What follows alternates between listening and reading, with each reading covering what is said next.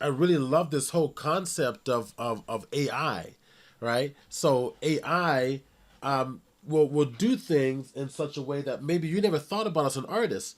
So as a 3D artist, I'll go to the AI, create, give it a suggestion, find something really cool that it created, and then go back and recreate it and enhance it in my own way in the 3D world. And it becomes my work now. So a lot of people are very afraid of they're very afraid of AI, but I'm not. I think it's a great concept. I think it's a great idea. Yeah, So I agree. I think it's a great concept tool, and I think it's only going to enhance our capabilities because no matter what, when you have a client, the client's never going to get 100% of what the AI is going to generate. But right, you, the interpreter, of the client is going to be able to narrow in on right, those sweet spots of whatever you're doing, whatever artwork you're creating. yeah, Yeah. That actually brings up a good point that might be the subject of a future class. And okay, by the way, I don't know if you found the answer to what I was struggling with regarding UVs last time, Steve, about doing the scaling thing of UVs, pushing things. yes, yes. Oh, I can't wait to see Well, I that. mean, I'm working on it. I've I've Oh, you're I've working I've on it. I've got a Okay. few. I've found a few plugins that do it, but I'm still looking for a more effective way to do it natively in Blender. That would be cool. So Yeah. the other thing that I've struggled with is retopology. Yes. Doing retopology on CAD models, but also there's retopologizing organic stuff. So now that there's AI software that just like Mid Journey, Right. except it creates 3D objects, Right. you can say, I want a Santa on a bicycle, and it'll create you a 3D object of a Santa on a bicycle. Right.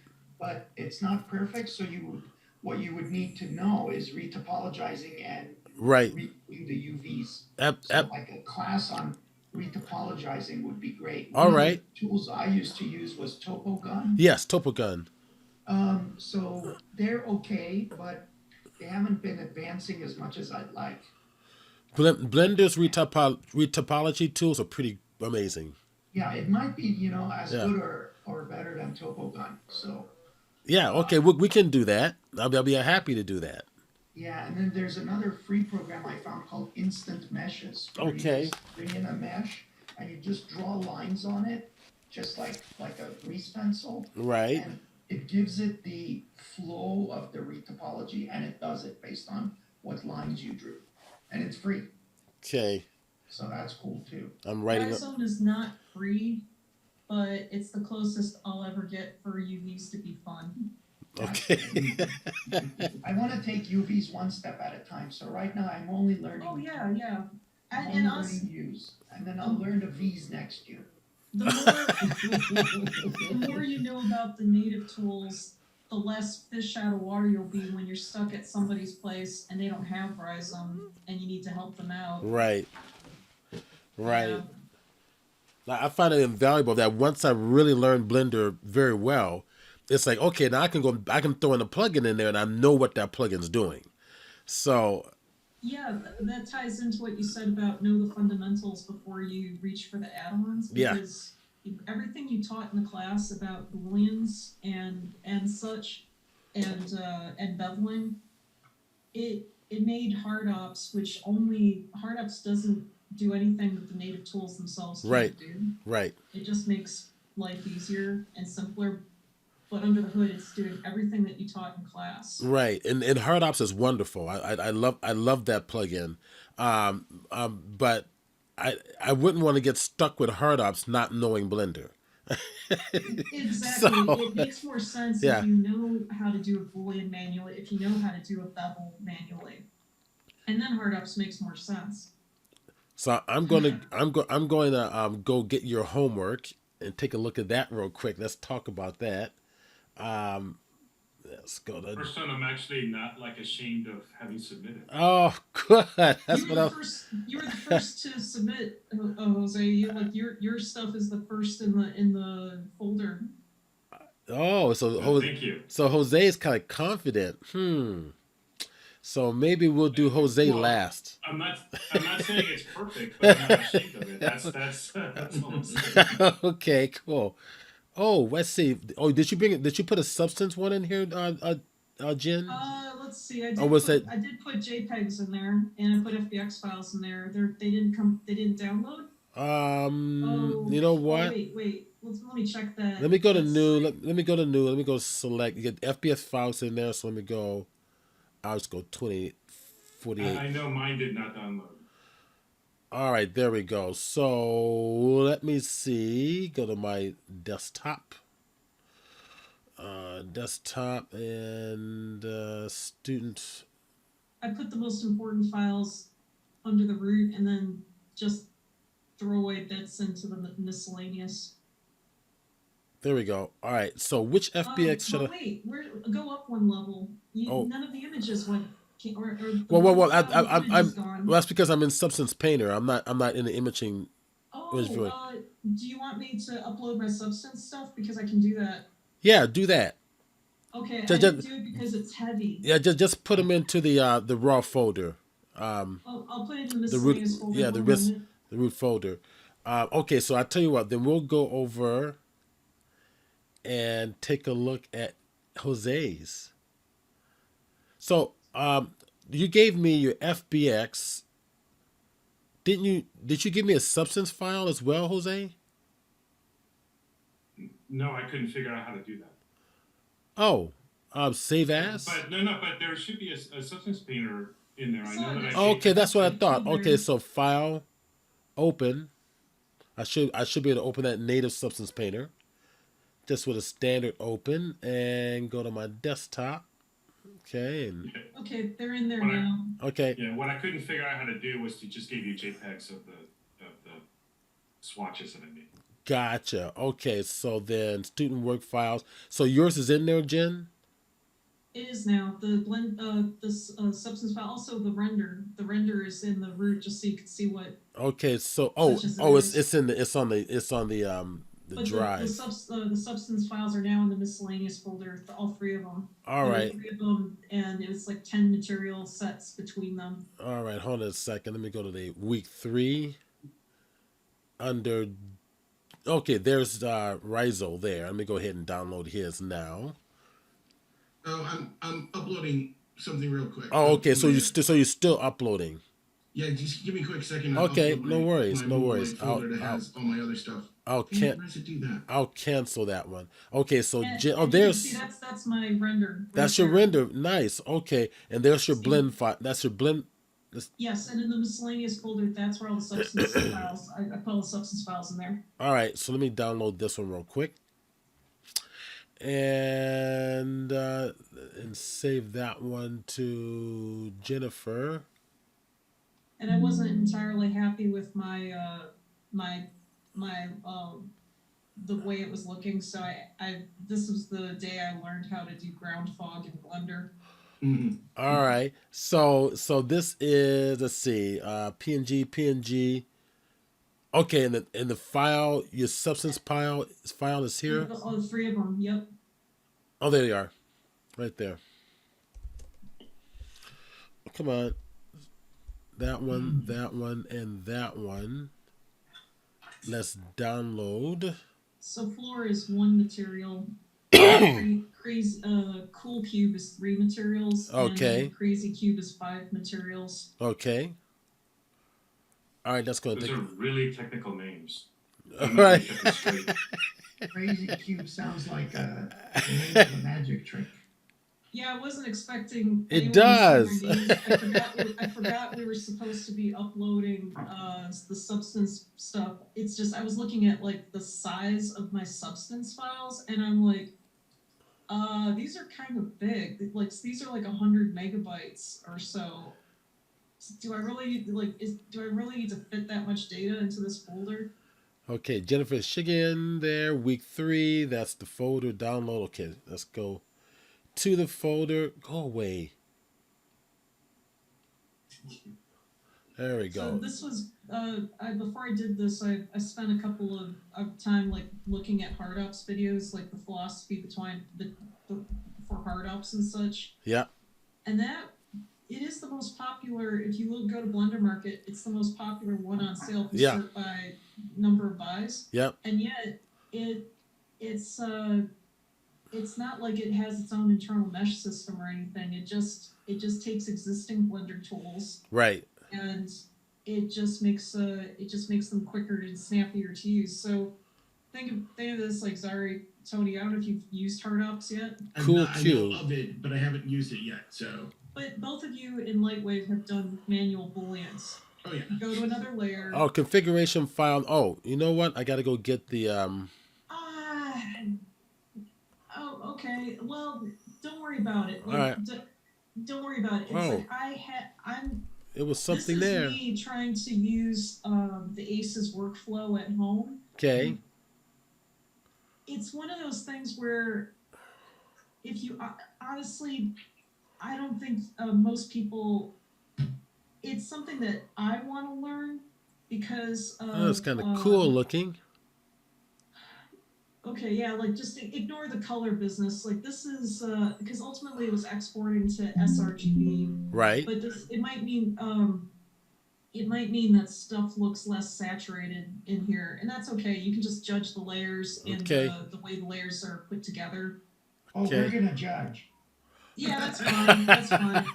But hey, how many people here, when you saw ACES, Especially those of us Academy, that didn't do the homework. when you saw ACES, folks, like that's the Academy Color Encoding System. Right. Have you guys heard of that one? I have not. I had to learn that in 2020 because it's something that the Academy, the people who make the Oscars, they Right. they had a problem.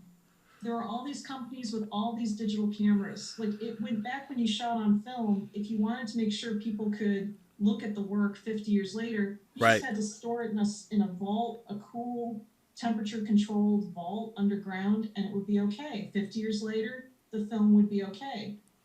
But so much now is being shot digitally, and this camera system may have a different color gamut, like a different idea of green and red and blue than this camera and this camera and this camera.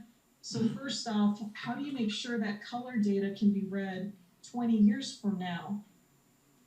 You think about like all the file formats, like how many of them have stuck around for 20 years and how many of them have just gone out the window in 20 years, okay? Right. So that's the problem that the Academy color encoding system is supposed to solve. There are two, and so the first thing was they figured out what can the human eye actually perceive, because those are the colors they need to keep.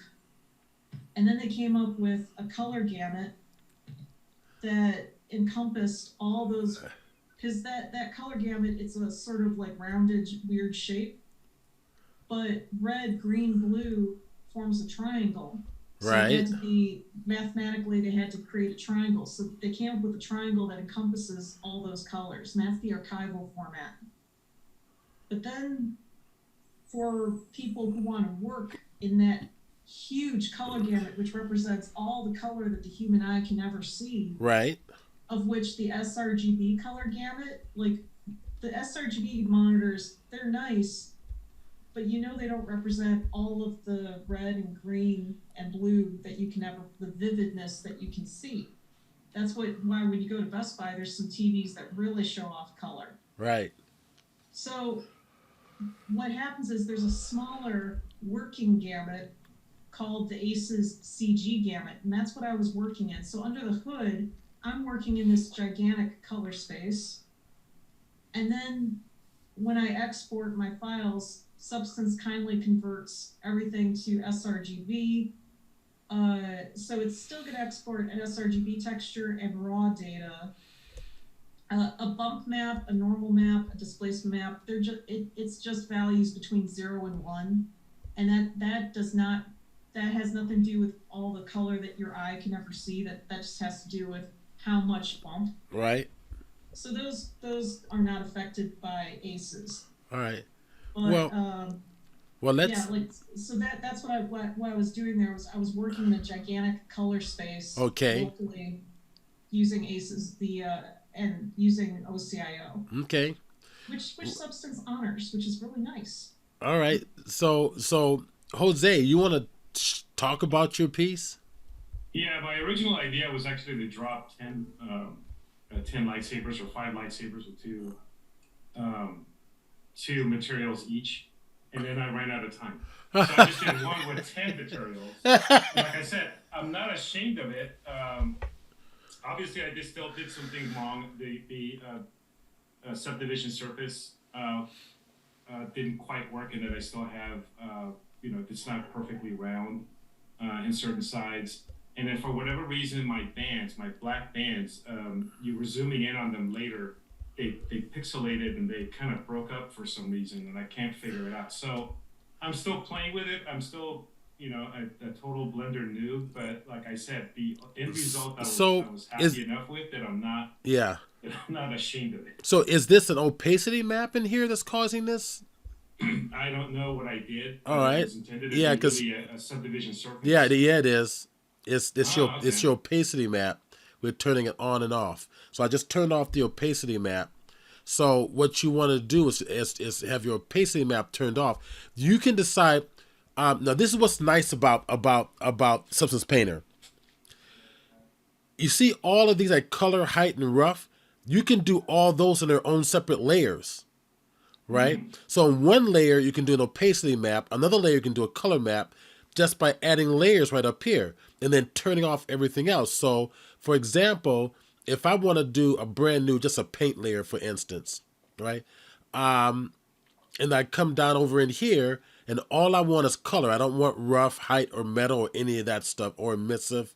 So, Alt or Option, click on the color. It shuts everything off but that color, and that's all you're going to paint is color, just on that layer. That's what's really nice here. There we go. That's my brush right there. Let's actually get a color there. So here, let's go. I think it's at the bottom. So there it is. Let's do a different color. Something like that, right? So I have to hit my Control Alt right click to make sure I'm painting in the right layer. I see. That's what you got to be careful of. Is once I click on this particular texture set, let me pull back a little bit. Then, oops, come on, Stephen, pay attention. Then I'm going to want to add in my paint layer here. There we go. Right now, all of my options come up here, and I can paint on it. But but it's only going to affect the color. If I create another layer, right, and I only want the height, I'm going to hold Alt or Option, click on height. It turns off all the rest. I want to make sure that's cool.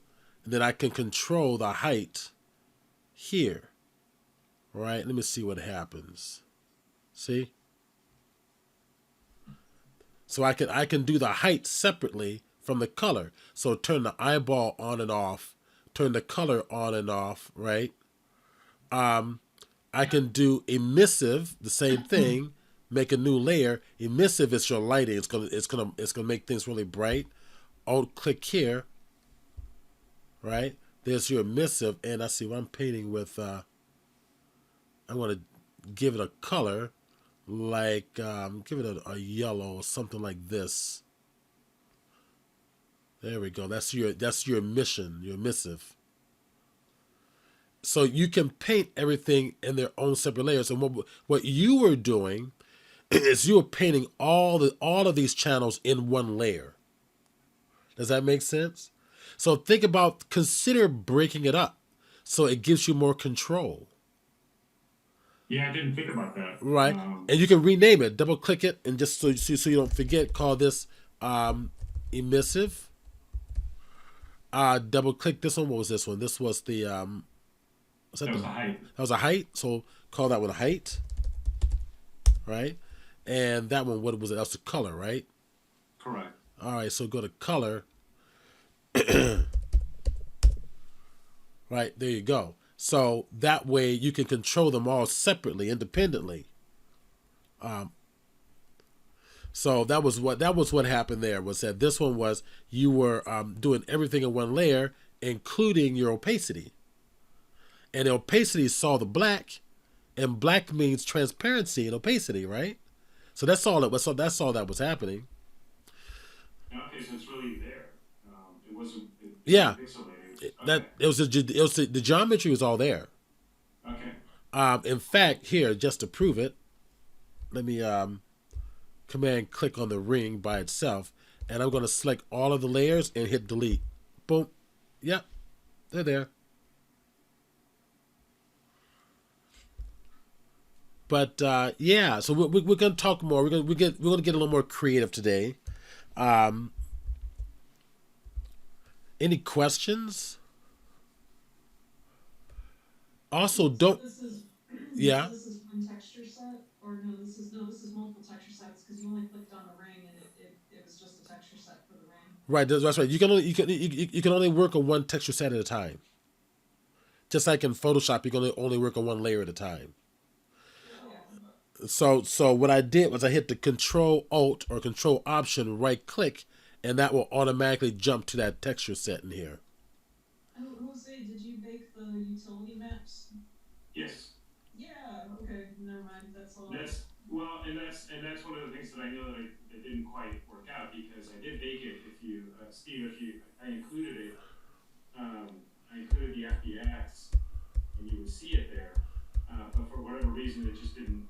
Once I baked it, it didn't bring in the colors. But the layers were kept separate, and Yeah, I I can mean, still work on it. even while you're painting, right? Like say in the middle of your painting here, you can bake it again, right? Control Shift B, and everything's all set. I'm gonna keep everything default. I want 2048, and then bake selected. Do it again. Yeah, it just didn't show up on there. So, because when I pulled up the FBX file, you could see the different colors that I assigned Okay, to each of the layers, for lack of a better term, okay, to the sure. different components. But it's just when I baked it into this thing, it didn't show up. I'm like, well, one more thing that I need to figure out how to do. Yeah, when you first bring in your model, it's important that the very first thing you do is bake it, or else you won't see your textures accurately. Yeah, no, that was the first thing I did.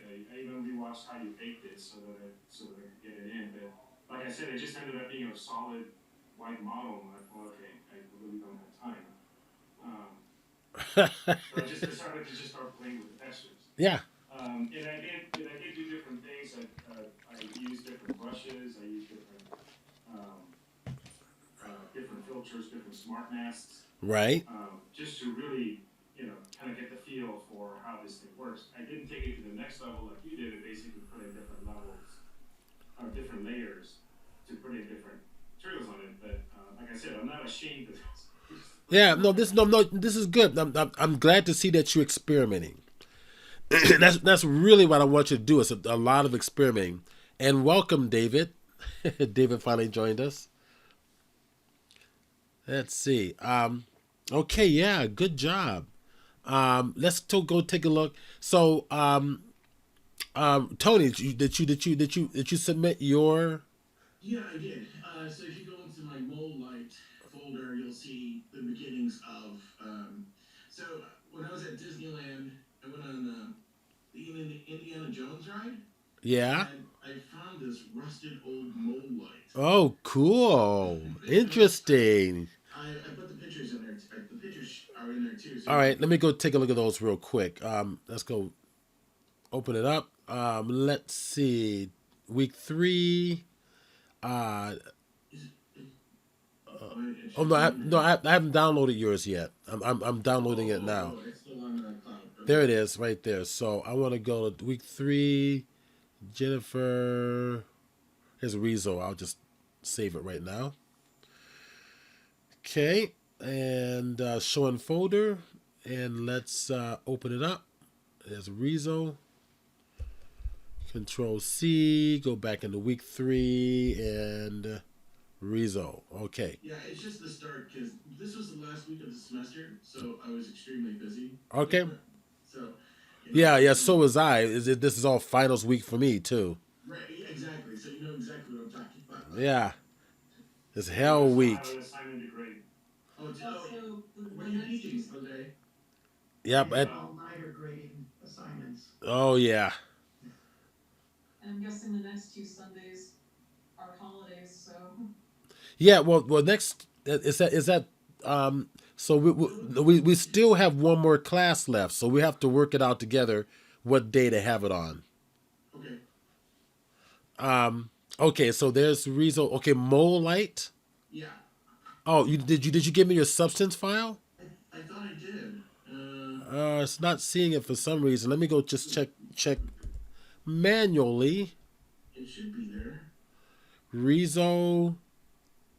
I've got JPEGs. Oh, there's an FBX model. Right, but that's not your substance file. Oh, crap. I made the same mistake. I forgot to upload my substance file because I Yeah. was hesitant because it was so big. Right, Yeah, because substance is not going to bring in your textures. It's going to bring in the naked model. okay, hang on a quick second. Let me just, Yeah, save. Well, while Tony's uploading, you can look at my substance, All right, one of my substance files. all right. Sounds good. Did you upload it to Blender? I mean to Google Drive. Yeah, and I think you already downloaded Did I one. already download? Okay, very Remember good. Crazy Cube? Oh, but that's the one that I had a problem with, wasn't it? Oh no, just open it like and ignore the OCIO part, All right, so let me go to. or just look at the render or the blend file. Okay, so which one? The Any of them. any of? Okay, I'll go to the floors. Double click it. Why am I getting this error? Configuration file. Uh, I can explain that one. But see if you can do like oh okay. Choose ACES 1.2. Yeah, no 1.2, Got it. That's what I did. and hit Open Project. Got it. Sorry, I should have Cool. just walked you through that earlier. There we go. Nice. Substance ships with ACEs built in. You don't have to use another technology called OpenColor IO. Right. OpenColor IO is a way for all of your programs, Blender, Substance, Maya, like all of them that support OpenColor IO, like will have the same concept of sRGB, the same concept of uh, of different it just puts all your DCC apps on the same page. Right. But Substance internally has its own ACES 1.2 definition, so you don't have to download. Oh, you don't have to use the OpenColor IO. That's like OpenColor IO for ACES is like something like 1.2 gigabytes of data because it's all LUTs and it's just this huge package of LUTs and transforms for multiple cameras. Right. Lookup tables. Yes, and so it means that all camera footage can be translated into ACES using this Academy provided data. Right. It's huge. You download it to disk, and then you set an environment variable on your computer, OCIO equals, and you point to the OCIO config file. And then every program that supports OCIO will see it when it launches and knows what to do. But Substance, it ships with those ACEs out of the box, so OCIO is optional if you want to use ACEs and Substance Painter. Okay. Nice job, Jen. Oh, This thanks. is impressive. Yeah. Yeah, I love the texturing on here. I'm looking at all your different layers here, turning them. I'm gonna go turn them all off. It'll be more obvious if you see that folder. Some of them are smart layers, so like they contain a lot of sub pieces. I Right. guess. But yeah, I tried to really mess this thing up.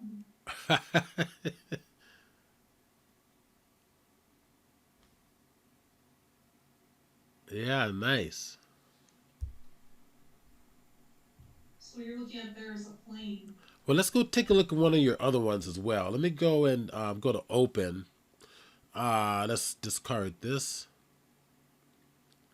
And let's go grab Crazy, I think it is. I tried to open Yeah, up before. now go to custom. All right. Drop down list and choose One point ACES 1.2. 1.2. Okay, open project. Yeah, because 1.03 has artifacts, and that's why there's a 1.2. Notice how to the left of the material it says that the color space is sRGB. It's under the hood, it's It's right up ACES, but here.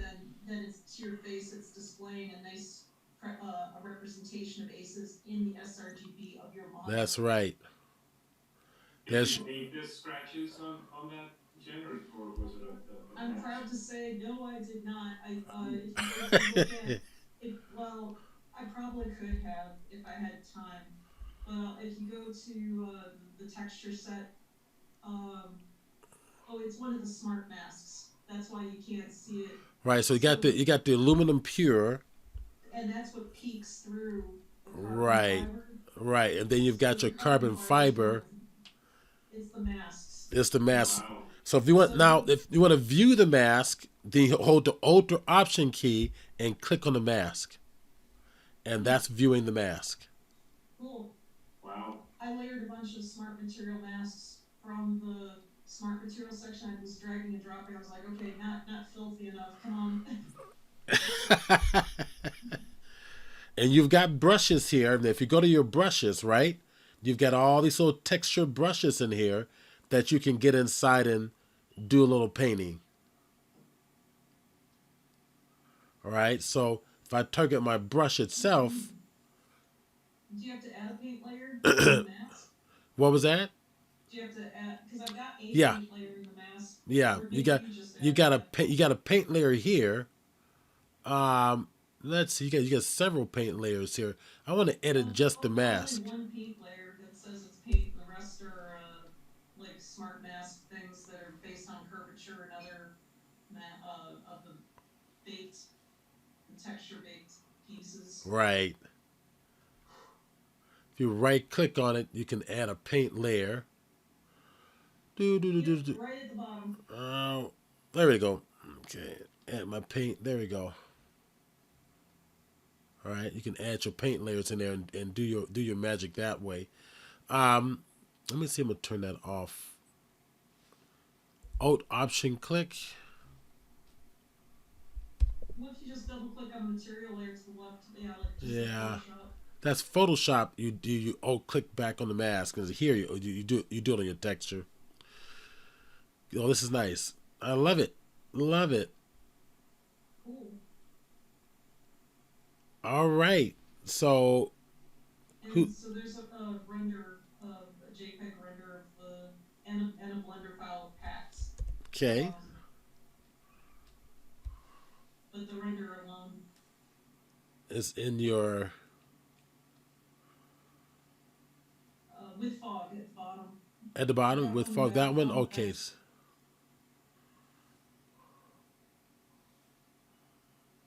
Come So on. at lower right hand corner. There it is. This one here. Yay! Yep, that's the one. Huh. So this is my first attempt doing Nice. fog in Blender. How did you do your how did you do your fog in Blender? I created a cube. First off, I googled it. I googled how to do it. Right. See, you did a volumetrics, right? Yes. So Yeah. I created a cube. You can open the blend file. You can open the blend file and look at my material because it's the material on the cube that's doing all the work. And so this is how it is. Like Tony, instead of creating a regular surface where you throw like a fractal noise and then the skin of the box as it, you plug in a volumetric material. You can plug in a volumetric material and then it fills up. So I used a volume scatter, and if I had only used a volume scatter with a density of like 0.03 or something, then it would be even fog throughout this volume.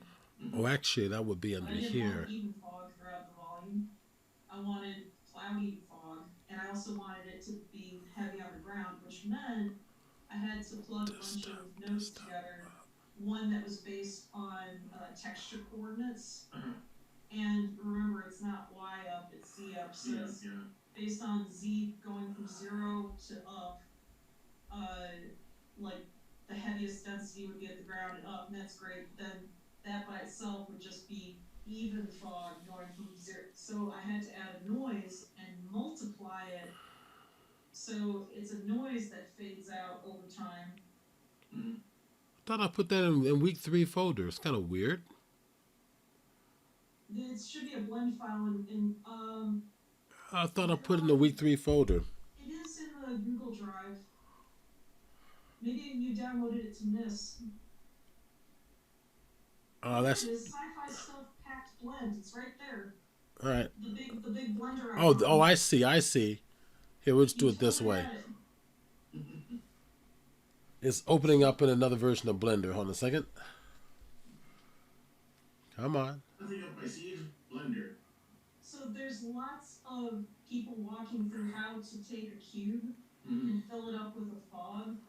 That's kind of like a great problem with Blender is finding one tutorial that'll tell you what to do in 5 minutes because there's lots of people telling you how to do it in 20 minutes or 30 Right. minutes. Right.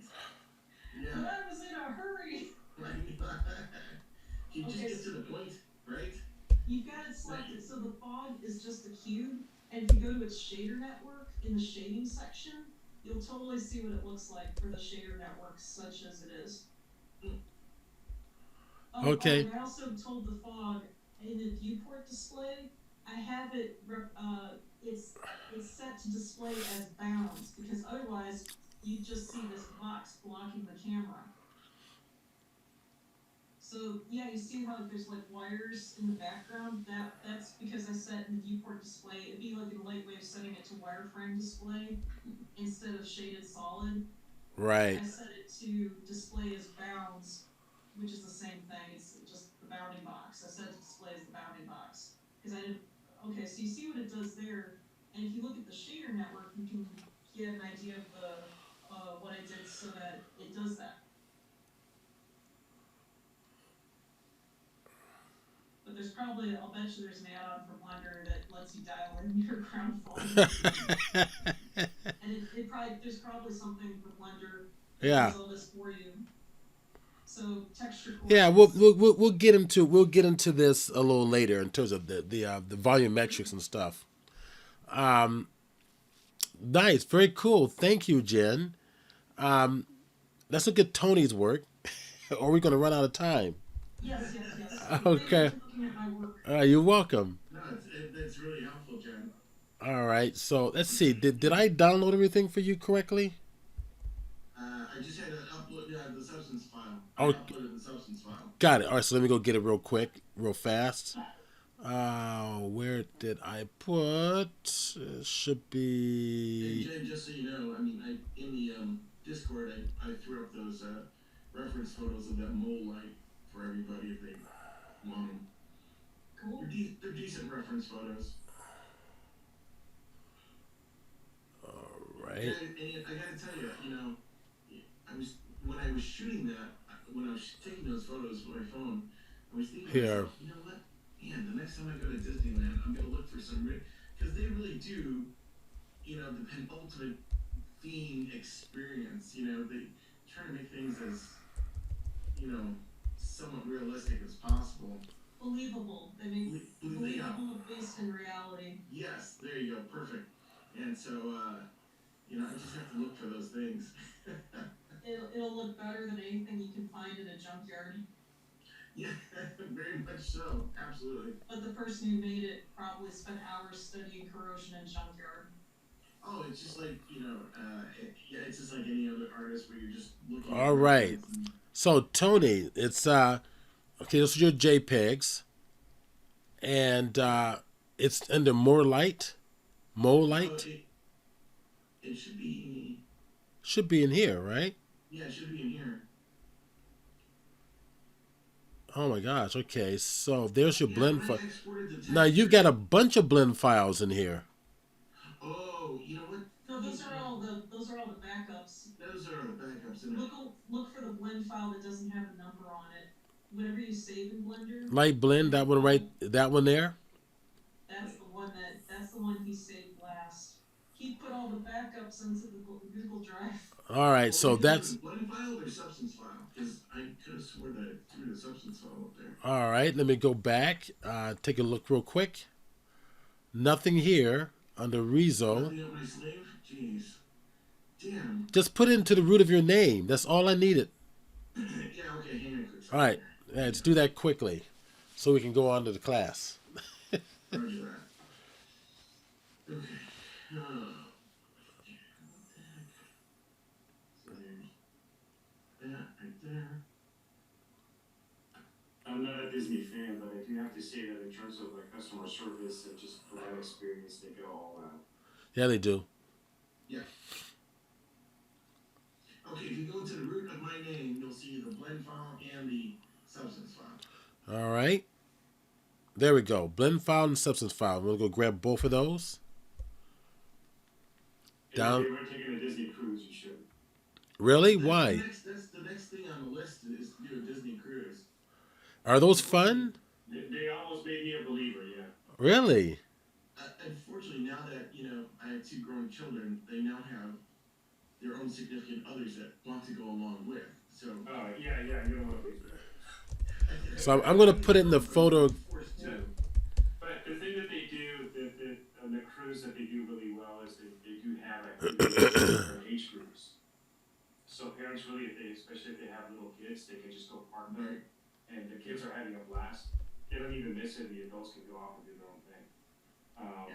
The one age group that they can't seem to cater to particularly well are the 18 to 21 because they're technically adults, but they're not old enough to drink. Right. And so it's hard work, but once you're past 21, then yeah, they've got all sorts of activities. Like that's going to stop them. Well, They're gonna drink. Technically, they're not supposed to be selling them anymore, but and you can tell, like the 18 and 19-year-olds are like totally bored, but the parents are having a blast, the kids were having a blast. Like I said, they almost made me a blast. There we go. When I was 18 to 21, I was usually so happy if you put Okay. me in a stock arcade on the system. So Tony, Yes, sir. do you want to talk about this? Well, I just started working on it, to be honest with you, and Okay. so only parts of the model are there only because, like, the front flange is there, and the reason why the front flange is there is because I'm not going to work on two flanges; they're both the same thing. So I'm going to duplicate the other one when I bring it back in the blender. The rods, there's like 4 rods, so I'm going to duplicate those once I've started working on it. But there's a lot that I have to do to it, and I was just playing around with it late last night and the biggest thing for me is usually modeling. I've modeled this thing 4 different ways now. Right. Well, yeah. I mean, don't worry. I mean, I have that issue from time to time where I'll start modeling and thinking going in a good direction and realize I could have done it easier another way. That's all part for the course. So don't forget that your edges here are too sharp. So you got to bevel these edges, right? That's going to give it more realism. Yeah, I know. If you look at the flange edges are not beveled, but the front of the discs are. Yeah, so no, I definitely absolutely understand completely. Yeah. Okay. And then the other thing too. Now, this is a question I had. So right now, if you look at, actually no, I didn't bevel the edges on that either. That was an earlier version. But if I go into Blender, Right. the body is the whole cylinder part, not the flange part. Right. And I subdivide that. Is my texture going to be the same? Yes. Okay, so I don't have to worry. Like there's a way in the subdivision modifier you can tell it how to treat your UVs, and that will affect the mapping of the UVs. Oh, okay. Also, did you have a bevel modifier in Blender to handle? I did not. Okay, then. Well. Just make sure that when you export it out, you have your apply modifiers all checked. Yeah. So all that's being honored. Okay. Oh, you mean when I export In Blender. Yeah. I didn't realize it did that. Yeah. But what you can do also is like you can UV the simple thing, but then apply the edge bevel to like after like the UV maps have been applied, and it kind of handles it. I think we covered. If I'm not mistaken, I think we covered that in the first class. That when you're in Blender and your modifiers are in there, that you don't have to apply your modifiers. Just when you export them out to FBX, just check that apply modifiers checkbox, and Blender will do it for you on the fly. So you don't have to flatten anything out. All right, cool.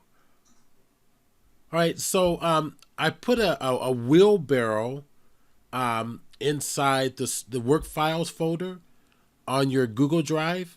I think Tony, you probably haven't yet downloaded that, or I'm not, no. yeah, go on and do that. Download that right now. I'll give you a minute. Let me run to the restroom real fast. I'm gonna pause. We're gonna hit record. So we're back on. All right, Blender. Nah, I don't want that there. I want to go to my files, 0 presentations, Blender Substance, FBX exports are there. Oh, what the hell's going on? Why is my FBX and my wheelbarrow not there? Really weird. All right, fine. It wants to play tough with me, huh? I'm gonna close that out. Let's I go. just want to admit something. I kind of wish that Blender was a web app so that no matter where I go in the world, I could just open Blender up and there are my. It may be coming. There's talk about it. Now, Tony, to answer your question about the modifiers, I'm going to export this out. I'm going to go to FBX and Blender. In the FBX, I'm going to select. I'm not going to check selected objects because I want everything exported out. Right down here in the bottom, it should be under geometry. So let me pull this down. There's geometry. Pull that down. Apply modifiers. So when it applies the modifiers, it applies them as if you actually applied them finally in Blender. That's correct. So what you see is what you get. Okay, got it. All right. What you see is what you get. So I'll need to make sure that mine is checked because I don't think it is. Yeah, that might. yeah. So and all of the exports do this. Whether you do it in OBJ or other formats, they'll all have that checkbox in there in Blender. And that's really critical because the idea of having to apply your modifiers to freeze your model is not necessary. So Blender does it for you. All right, see, here it is. I exported it out here. What did I put into? Presentation, Substance Painter, FBX. Yeah, it's right there, FBX export. So why in the world am I not seeing this? I'll call this one number 2. Under Presentations, Blender Substance, Painter, FBX export. I had it in there. I wonder why. All right, so if I go to File menu, import. You know what? I may have accidentally went to export. Honestly, let me go to Blend. Let me go to Substance. Open, new, 2048. Select the model. There she is. Lantern, Substance Painter class. FBX export, wheelbarrow number 2. Okay, so here, got the file, and up here, I'm going to select my metallic alpha blend so that I will have my alpha channel in there. And then click OK. There she is. All right, now we're going to texture this. But we're going to learn some new stuff about texturing. All right, so what do you think? Maybe some rust on here to kind of start, or maybe a nice little metallic surface first, right?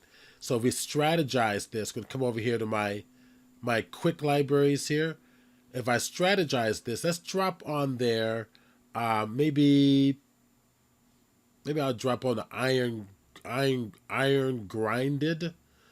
All right, if I drop it on there, get in close. Do you have to bake the curvature maps? Oh, that's right. No, that's let me undo. Yeah, I'm sorry. Only for your smart maps, No, only for your hold on a smart minute. materials.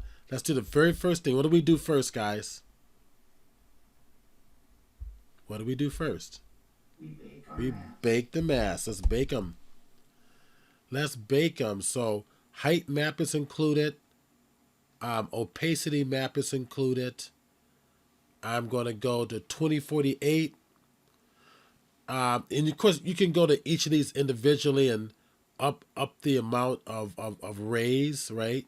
Ambient occlusion, you can up them up.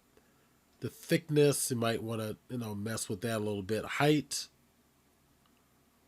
Let's see, low res poly. We'll leave that. We'll leave that one default. Opacity, ID maps, so we'll keep that the same. Okay. Now from here, I'm going to go ahead and bake select it.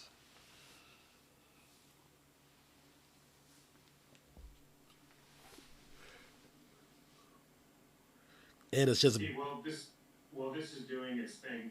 Yeah. How do you pan on Substance Blender again? What's the control? Alt or Option, and left click and drag. Okay, thank you. I'm assuming using a mouse, right? Still. Correct. Okay. You know what? I need thanks for reminding me.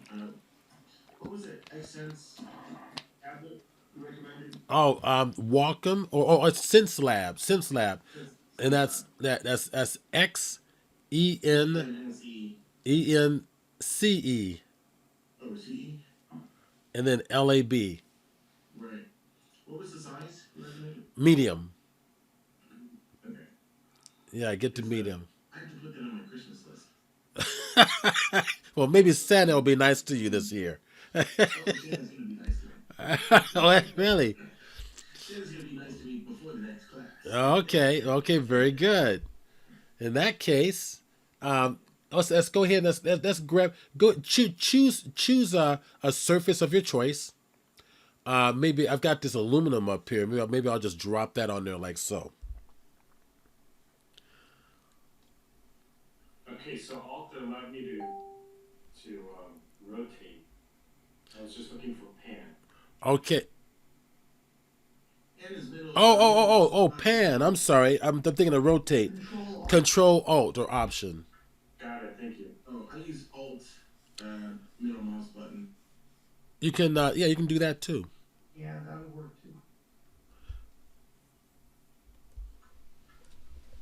Thank you, everyone. Yeah, you're welcome. And I'm going to drop the same material on the handlebars here, kind of get them a little bit. We're going to go ahead and do something fun here. I'm going to just drop them on in there, make it nice and fast. And I've got something for the handles up here. I made a separate material surface for the handles. This other material right there, like that.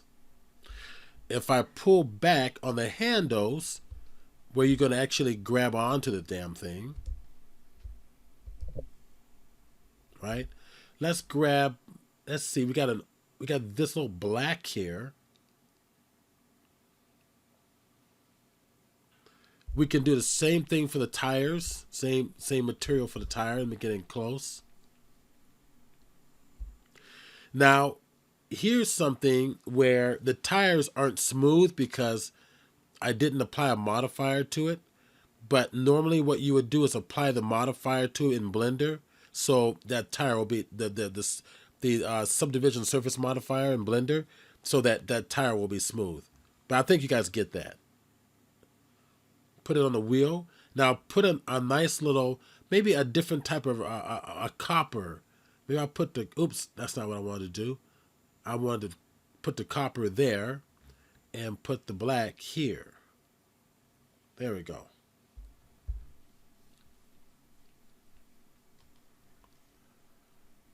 So we're kind of getting things started. Now you're gonna say, well, maybe what I like to do is add a coat of paint on top of this, right? So we're gonna go find some paint here. Now this can be done in several ways. We can do a fill. I'm going to do a fill layer, and what we can do is just grab the fill layer up here. Now let's start with the body, the barrel itself. So Control or Option or Control and Alt and right click on the barrel. It'll drop you to that material set or texture set. And now you can see your layers for this. There's one on the very bottom. There's nothing in it, so just select it and just hit delete. You don't really need it. Now, if we add a fill layer, right over here, dead center, right above your layers here, looks like a cup that's spilling out water. That's adding in a new fill layer. Fill layers are going to be really, very important, because with a fill layer, you have a lot more flexibility, especially with tiling textures and all of that. Let's say we're going to put a paint on top of this one. So we go to our base color, and you get to choose whatever paint you want. So maybe I might choose something like maybe orangish, possibly.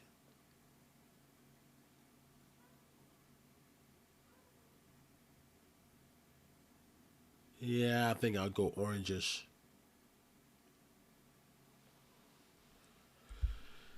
Now, keep in mind, I want to just let's strategize this here. Do me a favor, I forgot to tell you this before. Hold your Alt key and click on the color so it turns off everything but the color. So in this layer, we're only going to deal with the color.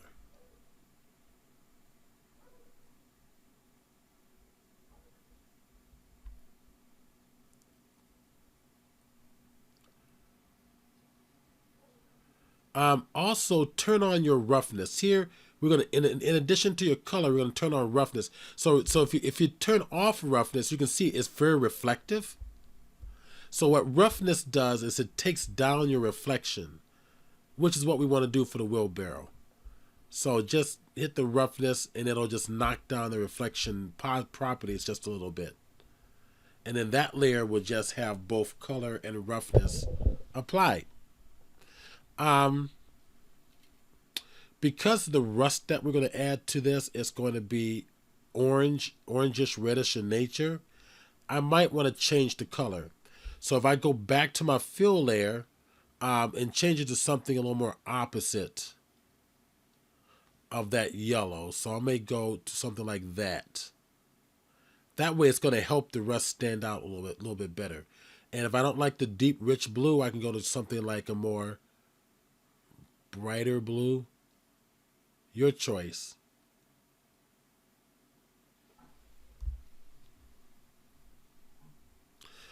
Now the handles, let's see. I think I put in that same folder.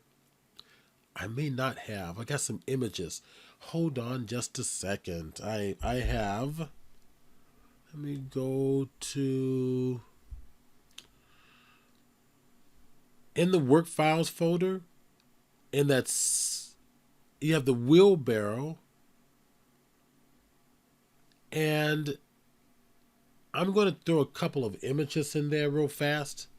I've got it here on my desktop. Let me go and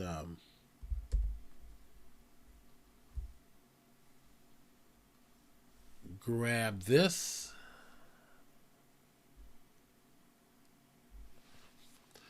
I remember saving it. Let's see, where are we? Okay, Substance Painter.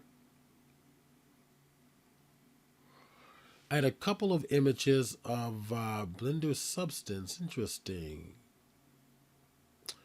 I had a couple of images I downloaded.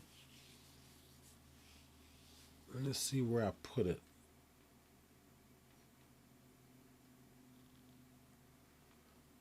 There it is. Blender Substance images. Okay. All right, there we go. I'm gonna drop it in that folder. I want you guys to use it as a reference. What was that? Yeah.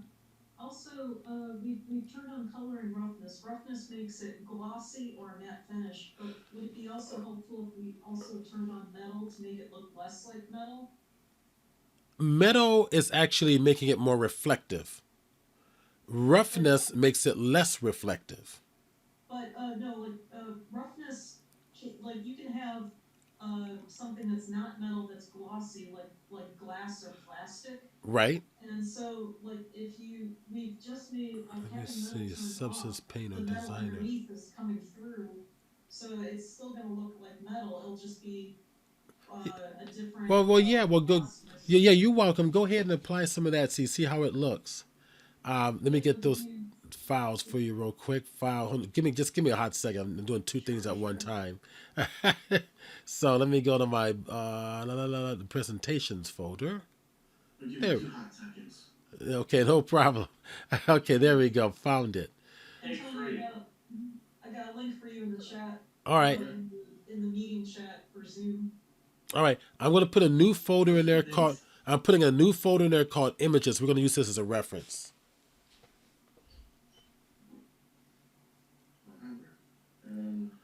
Um, It's in there now. I'm going to refresh my screen. um, There it is. So images folder inside the images. That's the wheelbarrow with the standard metal as a reference, and this one is the wheelbarrow with some beautiful texture on there that we so love. So we're just going to just use it as a reference. Just put it somewhere in your desktop, bring it up where you can kind of look at it, and we're going to, you know, mess with this a little bit. So if you roughness, if it's underneath, there's a metal surface, the aluminum cure that is metal. Right. So if So we that is if we turn off the, let's see, let me go and turn off the top one, that metal there. Let me go to the aluminum pure, and this one's got roughness and metal. So if you turn off roughness, it becomes very reflective. Very so the reflective. roughness here is making it like either a matte finish metal, Right. Well, what? Yeah, that's exactly right. It's blurry basic. reflections versus really reflective. Yeah. It's your metal is adding various aspects of reflectivity. So if metal's all the way to the right, it becomes like a mirror surface. If metal's all the way to the left, it becomes less mirrored surface. But what the roughness does is it diffuses the image, softens the image, and disperses the light evenly across your subject. But if you Kind of want, like what? Oh, sorry. if you want the fill layer to look like paint, which is not metal, you need to enable metal on the fill layer and then make it a not metal setting. Yeah. Sorry, Jose, you were saying? So if we, And it's just that I can't find the reference files and went to the work files folder. so if you, But it's okay, reference files, and it's in the images folder, in the root of your in the root of your class folder is called images. You see it in there? Refresh your screen, your browser, Yeah, it's under work files. under work files. Okay. found it. Thank you. Okay. But yeah, I'm assuming that what roughness does is it adds additional like it Here, breaks up the surface a little bit so that it doesn't reflect as much. right, exactly. So it's you know, like a diffusion filter over a lens of a camera, where it makes women more beautiful. It diffuses the light and the textures, so it becomes more softened. That's what its roughness is doing to reflections. So if I go over to, I'm in aluminum pure now, and I've got two channels available here: color and metal. Well, metal. Let's see. Oh, I got roughness. Okay, that's metal. Okay, so metal. If I bring down metal, you can see it limits the reflectivity, right? But not necessarily the lighting. So if I bring this over, see what's happening is a lot of metal is adding more reflectivity, so you can see the sky. So basically, it's a sky reflecting on the bottom of the barrel.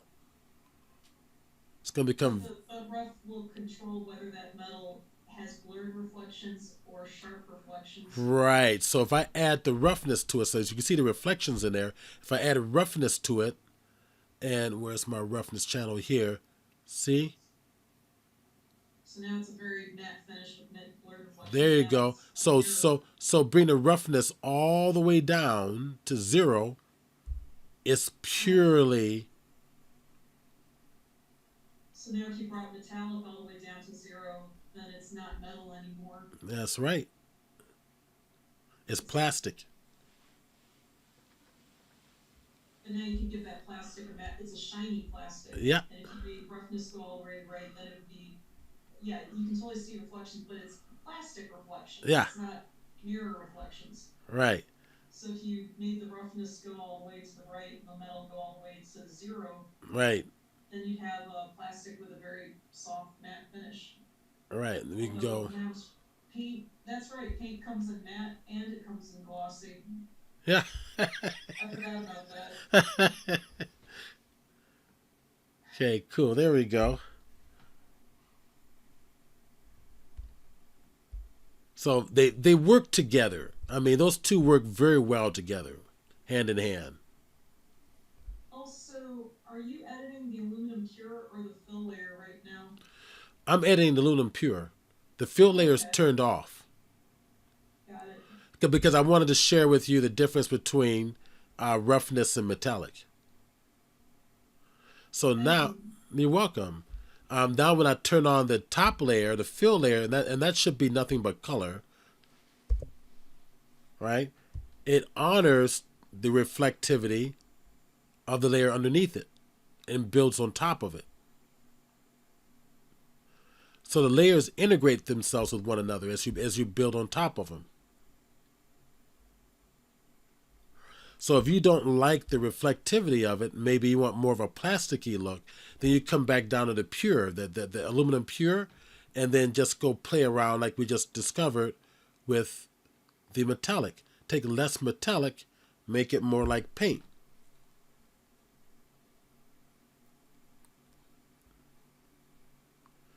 And that's probably what we want to do, because when you put that paint layer on top of the metal, it's going to take on almost a slightly matte surface feel. So if I bring down the reflections even more, I mean the metallic even more, there we go. That's more of a nice little solid painty type of a surface.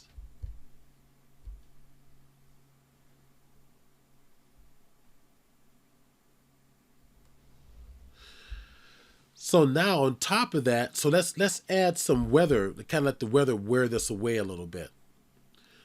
So the fill layer, to get that to happen, what do we do next? Well, add a smart mask to it. So add a black mask to it. Right. Very And then good. Go for it. but in this case, like because it's not this layer has no opinion of its own on metal. It won't be acting. It'll be just as metal as the layer underneath it. Right. Okay, let's do one step at a time. Let's add a black filled mask. So right click, add black filled mask. So that goes away. You had a lot more menu options than I did. I do have the black film mask, but toggle mask, export mask. Oh wow, I don't have any of that stuff. It should just be add black mask. Yeah, just add black mask. Yeah, I just have those top 5 in there. Okay. I don't know. Yours shows a lot more stuff. Huh. I'm not quite sure what's happening. I have to see what's going on. But I do have that. All right. Add that for now. Now, this is where it gets real fun. Now we're going to add a generator to the mask. If we right click on the mask, right, we can add a generator. And that's down here at the bottom. Oh, okay. Now I see all those. Okay. Add generator. All right. We're going to add a generator. Now, what it does is it's going to add a placeholder for you to add a generator under the properties for generator at the bottom here. If you don't have the properties, they're listed. Everything's all of your panels that would normally go over here are under the Windows, Views, and they're all here. Okay. So I'm assuming you have your generator properties. Click on the generator button, the big long button there, and choose the generator you want. We got a dirt generator, a fiberglass generator. We've got a dripping paint generator, a curvature generator. Let's go, and if we hold it still, you get to see how it's generating. All right. Let's do, now we got this metal, come on, this one here. What is this one? Metal, the metal edge I like. Oh my gosh. You have no idea what inflate shrinkage shrink wrap could have helped me with. I had a client where I was doing taking his flat drawings and turning them into tutorials of inflatable slides and things of that nature.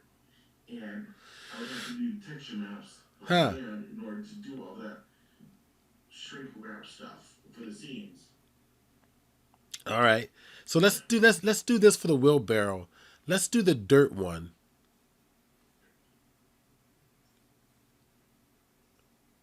Right click, dirt. Did I do properties paint? Let me go to our properties here. Oh, that'll lose that. Okay, here, let me go back and do it again. We go add a generator. There we are. Generator's there. Click generator. Let's add the dirt. There we go. Now, what's really fun about this is that it's adding some initial dirt.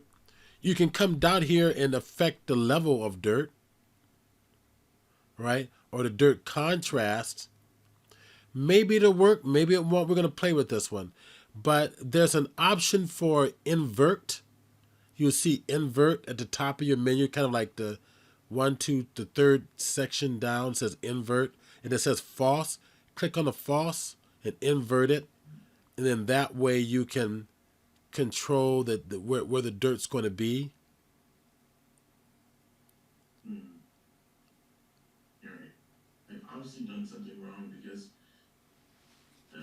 on my fill layer, it was blue. I had the black mask.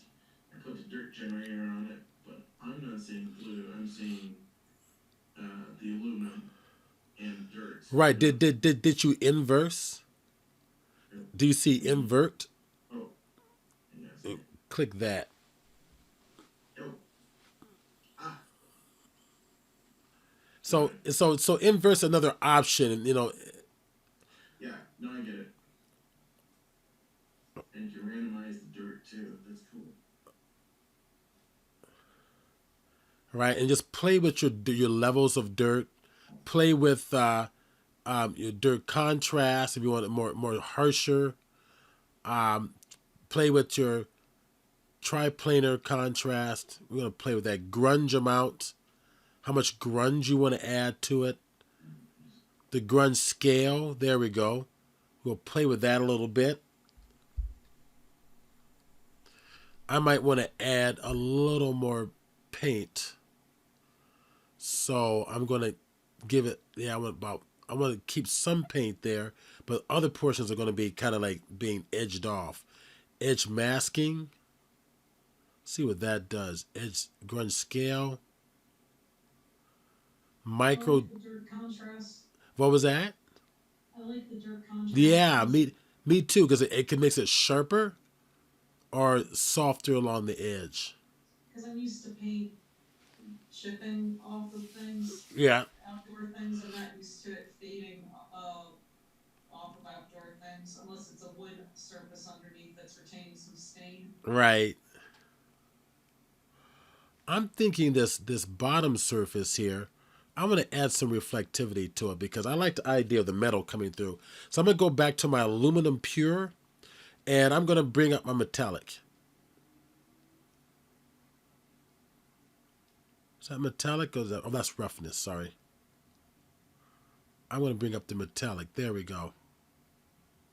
But because your paint is now also metallic. Oh, but you wanted metallic paint? Yeah. Just a little bit. Because I have my fill layer overriding metal so that it's not the same metalness as the Now, metal underneath. exactly, you can turn that off up here, right? So if you go to your top layer, you can go down to your channels, right? And decide what you want on and what you want off. Yeah, in the blue square, not the black mask. Right. The mask generator. Right. So right now you're overriding. So you're giving character to the aluminum. Yeah. But you're not. But if you turned on metal and made it not metal at all, Yeah. then it would really stand out because of Yeah. you'd have reflections peeking out underneath this blue stuff. Yeah, Yeah, that's cool. I like it. well, and you can take the roughness and you can make it more of a matte finish for the paint. But Yeah. then there is specular, like there is glossy paint out there, so now it's a glossy paint. Right. If I'll go back to my aluminum pure too, and think, okay, that may be too metallic, right? So I can either bring down the metallicness of it just slightly, bring up the roughness of it, like that. There we go. That's more like a little better. A little better.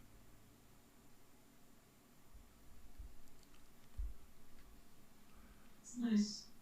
So now let's add some rust to it. So we'll go up here and we're going to go add, you know what? Let's do this. I want to introduce you guys to smart filters. So we've been working in this first tab so far. Let me introduce you to this tab just to the left called Smart Materials. So you know all the work we've been doing with adding generators to mask and all that. These are already done for you. So instead of adding a fill and then adding generators or layer or painting effects to the fill, this has done it for you. So if I come down here and go find, I think it's down the lower section. This is rubber tire. You know what? I'm gonna drop the rubber tire. I'm gonna drop it on the tire, right? And see there. Okay. So now we'll get in close, see how it looks. To see even if we like it. So that's the rubber tire. This is a smart material. Next, let's do something for the wheelbarrow. Let's go down. I think that the rust is right. That's wood. Wood ship. This is wood. There is a rust in here. It should be in alphabetical order. Let's go up. Let's go up. Rubber, rubber, rubber, rubber. Okay, there's a rust in here. I know it because I've used it. Or something similar to rust. It's called steel rust. Steel rust? Okay.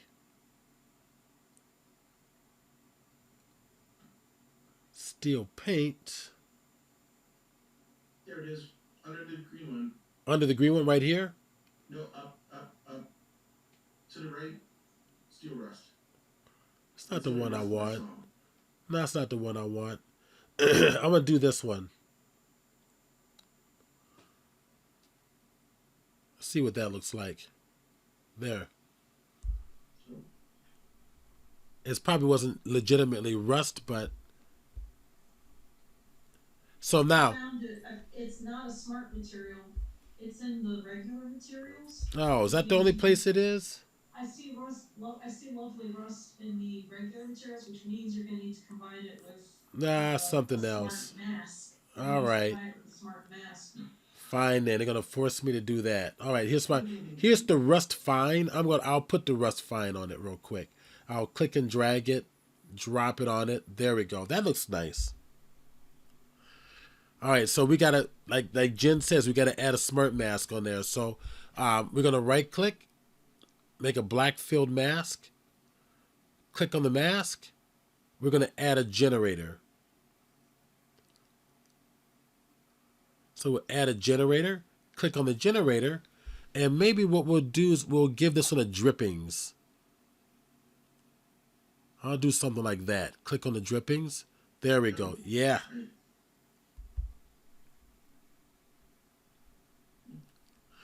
And we can come in here and explore the rust spreading or less spreading. You do this, the rest all the way to the right, then you'll match my actual real life wheelbarrow. It's almost, nature's almost taking it. So zoom in close too, so you can kind of see the, get a better idea of how it looks visually. Nice. Rust contrast, play with that. All right. On your fill layer, your blue fill layer, I see you painted on your mask. On Yeah. your black mask. How did you do that again, please? Well, we added a generator to it, I believe. Yeah. And the generator, if you click on the mask and right click, it's add generator here. But you can also add paint, and then it's just like Photoshop, a black and white piece that you can paint like "Wash Me" on or "Hello World" on. Right. So what she's saying is if you have this, if mask selected, you can add a paint layer, a paintbrush, or right click, and what you're gonna do is you're gonna add the paint right down here at the bottom Oh, because And then it's black and white. that's right. And you're editing with black and white, so you're adding a paint layer, a paint effects to the mask only. right. Okay. So, yeah, I was just trying to make mine look like yours, and It doesn't have to look like mine. oh, It doesn't have to look. Yours is gonna be different than mine. yeah, but I wanted the blue Hey to come out. Steve, Yeah. are you allowed to drag and drop that paint layer onto the rust layer? Like, are you allowed to drag and drop? I guess I can find out for myself if you. You mean you're talking about this one here over to the The rust layer here? layers between, like if you're like, oh, I didn't mean to put that there, I wanted to put it here. So if I drag this up and put it here and release it, what's going to happen? Oh, it does. It does. And now you can paint the rust. But look what it did. It removed it from the other one. Yeah. So if I go undo, if I go undo, hold Alt or Option, drag it, and release. Now it copies it. Oh, nice. Thank you. That's great. Yeah. So Alt or Option, drag, and it will copy it instead of delete it from the other one. Nice. But tell me, look, you can like actually paint like Yeah, more no. correct. Yeah, no, I got it. Okay. Now it's just a matter of selecting the type of brush to use. That's right. So now remember, target your brush up here, and then come over here to your brushes option, and grab the style of brush you want here for your alpha. These are your brushes. Yeah, got it. And Jen, I'm assuming that this is kind of where you also put like a smart like scratch mask on top of it to kind of even add it even more. Oh yeah, like smart masks. I'd have to check which one had the scratches in it, but they do have a scratch one. Yeah, they do. They have a scratch brush in here. Oh yeah, scratch brush and a scratch mask. Yeah. So like this, you got the hatching brush too, which is kind of nice. So if you get in close, as you watch me here, see it's happening? Get your little scratch brush in there and kind of edit it in such a way that, Right on. and if you hit the X key, you're painting with the opposite color. You reverse it. Nice. All right? Just like Photoshop. Yeah. Now, if your brush is too big, Control, right click, make it smaller.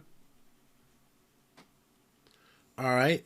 And I can go explore. I got some other hatching styles here too. So I'll come down, I'll make this smaller. Remember, we set for my stylus, I set the resizing to the top button of my brush here, right? I set it to the top so I can just hold it and work Steve, quickly. how did you add the paint layer above the dripping rust? The dripping rust. Oh, How that's did you add the paint layer above it? above this. Oh, okay. All we did was we make sure the mask is selected. Right click. Come down to the bottom where it says Add Generator, and just underneath Add Generator, add Paint. Got it. Okay, thanks. So all that's doing is allowing you to use the paintbrush for the mask only. So let's take a 10-minute break.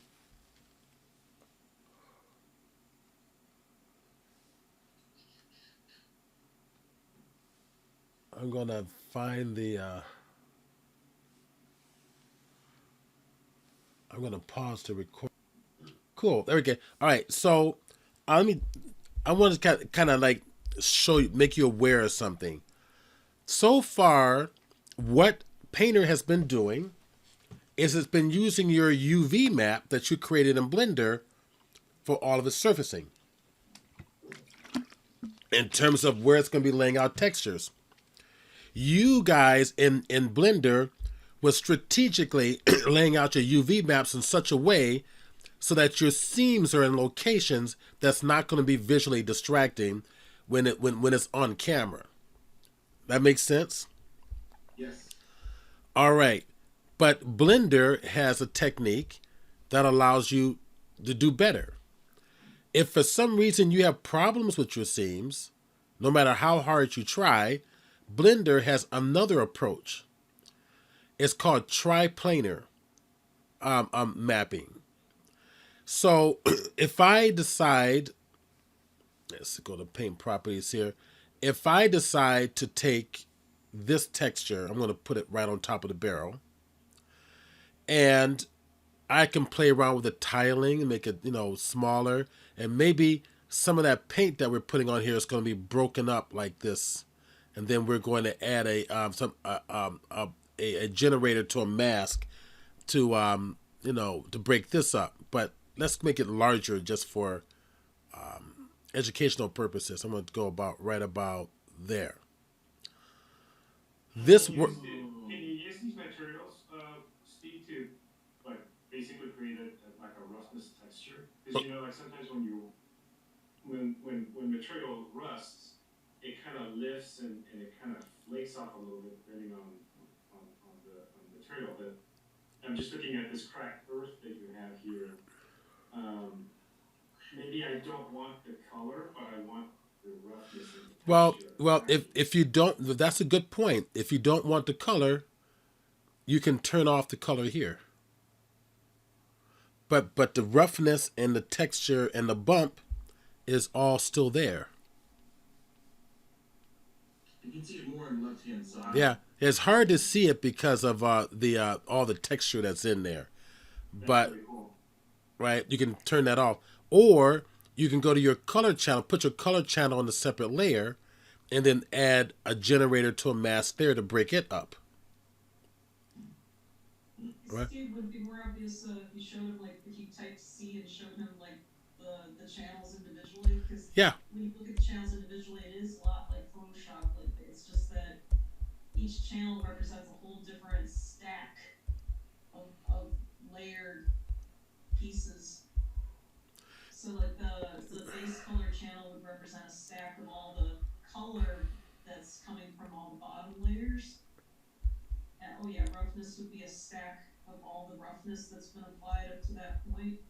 And so if you go to the color channel and you toggle the color on and off, you can see the base color. Yeah, you can see like the marble disappear from the color entirely. If you toggle the color in the material panel on and off, Right. it's as though you hit the eyeball on and off. It's completely vanished. But if you go to the roughness section of if you type C until it displays roughness or height or one of the or normal even. Yeah, roughness. Now toggle the color. Toggle the color, not the roughness, and it has no effect whatsoever because that's its own deal. Color is Right. toggling the color stack only affects the color stack. That's right. So as Jen mentioned, these buttons are visual buttons. They're allowing you to visually see it and not see it. Turn it on and off. So you can decide when you're working, maybe you only want to work in the height channel or the roughness channel. You don't want to be distracted from the other channel. So you turn them all on except for whichever channel you want to work with and work with that. That's what we did with the opacity. Right, we just want to work with the opacity. You can just work with that and apply your opacity with black or white paint. Right, so black conceals, gives you transparency, while the white gives you more opacity.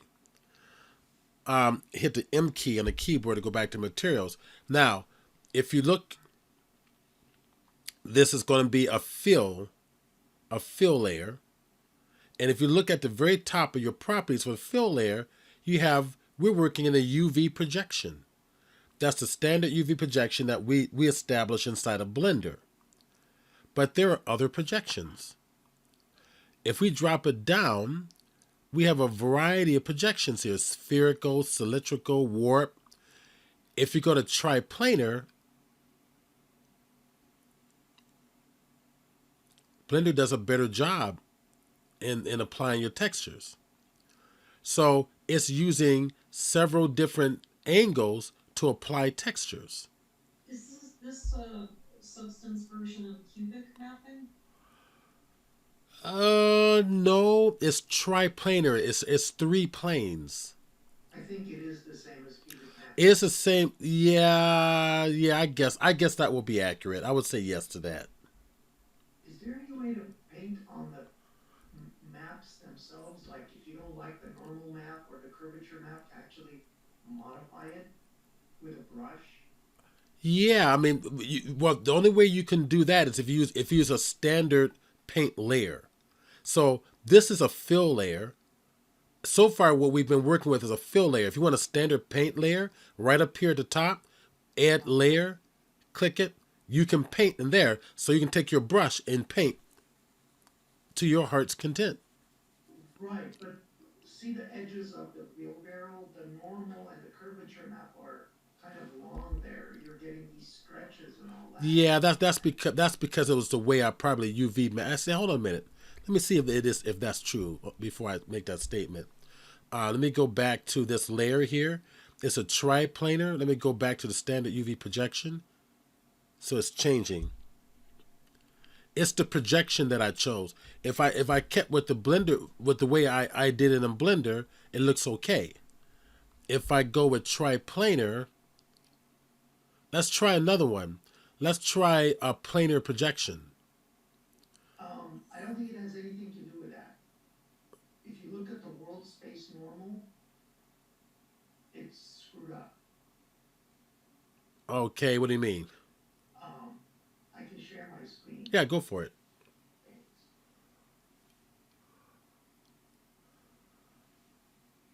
Let me stop sharing my. Oh, come on.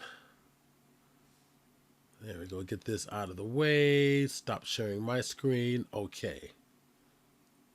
Stop share. Thank you. That's it.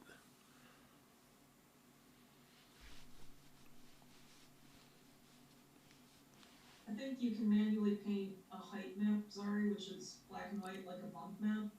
But I'm not sure about maybe you can mask on. This is the reason we're seeing the bad stretches of brightness. Yeah. Thing down here. So if we wanted to fix this, I wonder. Fix it in Blender. We have to fix it in Blender. Yeah, go back to Blender and fix it. Yeah. That was my rush to get this done before you guys got into class. I built this 20 minutes before class. Okay. So it was a rush job. I'll do next time. I'll give you a better model. In fact, well, we won't do it now, but you're welcome to bring it back into Blender and fix that if you like. But I put that up over here. So definitely play around with this with these projection options, because you're not just stuck to your UV projections when you're doing any of your work. This is pretty deep. Yeah, it's pretty deep. So what's beautiful about the fills is that you come with tiling and rotation. Go ahead and share your screen, Steve. Oh, I'm sorry.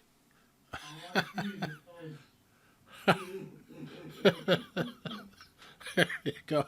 You got our tiling. We've got our rotation. We can rotate our textures. So this is real nice for seamless textures.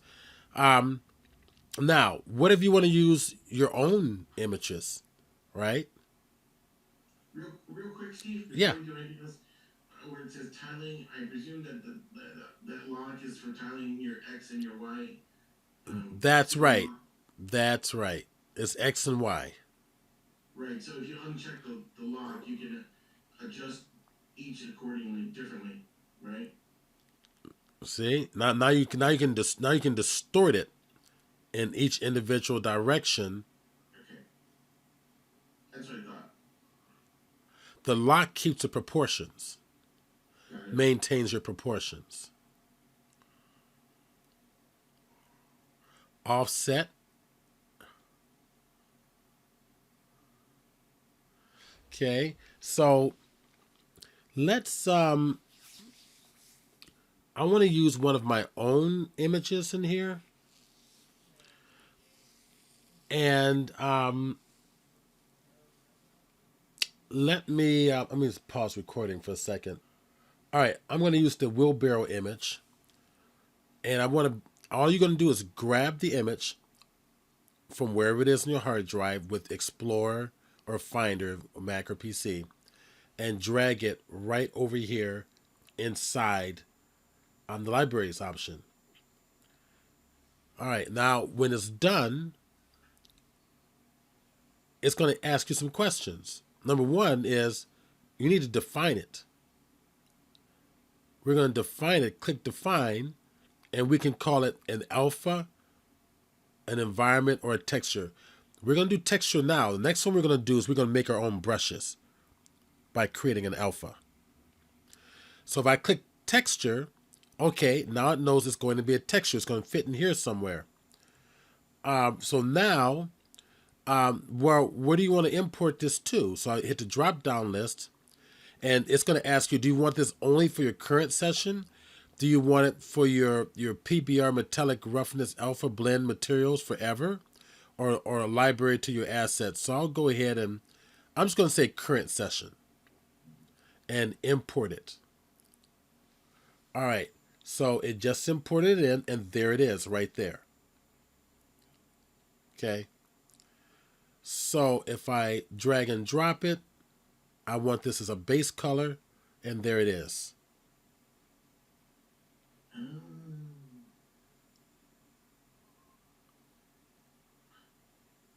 So what you're saying, Steve, is get your high resolution camera and take a bunch of pictures of textures, and you can create your own library. Oh yeah. So now here, if you want to size this, that's going to be over here in your fill properties, projection depth. You can see, let me kind of scroll this a little bit here. You know what? Let me turn off this one underneath because it's hard to see.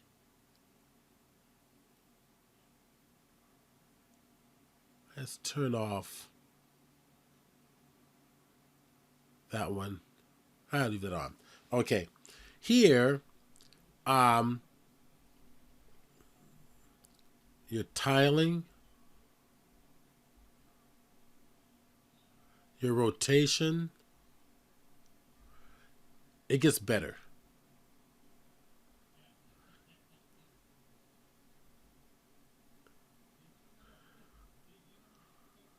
Okay. Now, if I want to use it as a brush, then I'm going to take this texture. Let's see. I think I can actually, let me bring it on over here. Let's make a new layer. I'm going to make a new paint layer, okay? Your base color, drag it into the base color and drop it. There's my brush. So I can make teeny little ones. I can make some big ones. I can, rotate this. Let's see, what's the shortcut for rotating? That was here. If it's Maya, could it be E? Oh no, it's a shortcut command. I'm forgetting the shortcut command for rotating. Control does this here. Alt, no. I'll remember it. There's one for rotating, or Oh, you know what? If you do this, yeah, there's a shortcut for rotating. Let me try this. No. Oh crap! I forgot what the shortcut is for rotating that.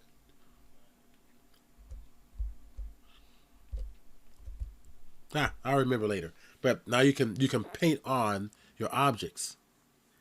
You can press the S key, click and drag with the left mouse button to rotate a stencil. Will that work on this? No, Hold down S no, and no, not working.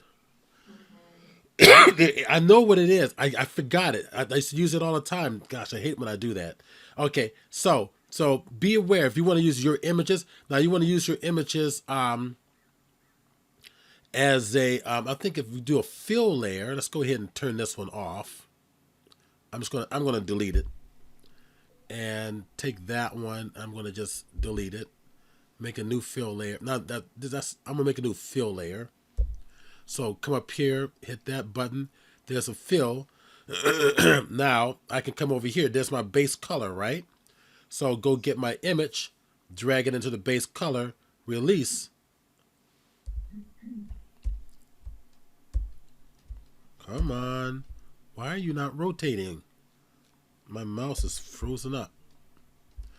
Let's see. Let's try this. Let's try my tiling. See? My rotation. Offset.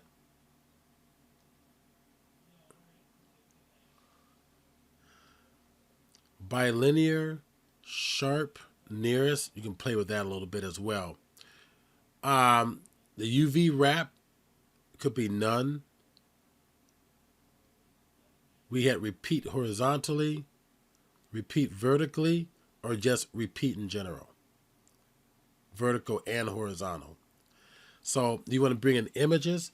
Now, here's what's really fun too. If I want to use normal maps. That's what these are right here. These little purple things, those are all normal maps. Let's go ahead and get rid of that fill layer. Okay. And I'm going to make a brand new paint layer. And I want to paint. I'm going to turn everything off but the normal. So hit, where's my normal? Okay, my normal's not here.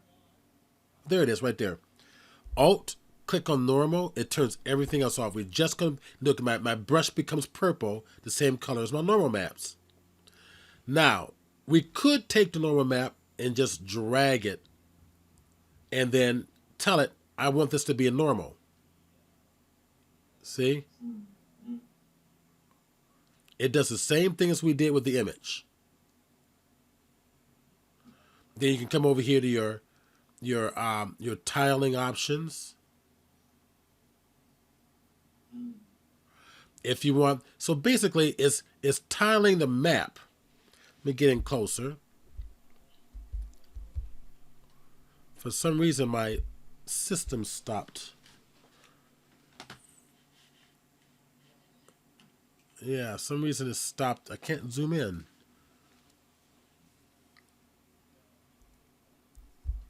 And my rotation stopped working. Huh.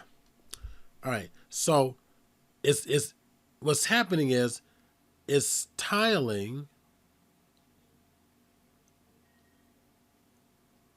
within that frame, right? You can kind of see there. It doesn't go beyond the frame.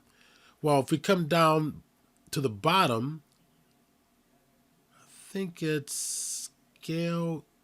There we go. That's the frame. We can resize the frame for scale. X, Y, see that? And then come on back to tiling and adjust it within that. All right, so that's for the birds. So what we do is we get rid of, I'm gonna get rid of that layer, make a new paint layer. Instead, what I'm gonna do is I'm gonna make a brush with a normal, which is how you really should be doing it. So I'll grab this one here, place it inside the normal map. So normals to a normal map, and drop it inside, and look what I've got. And then I can resize it however I want and place it wherever I want.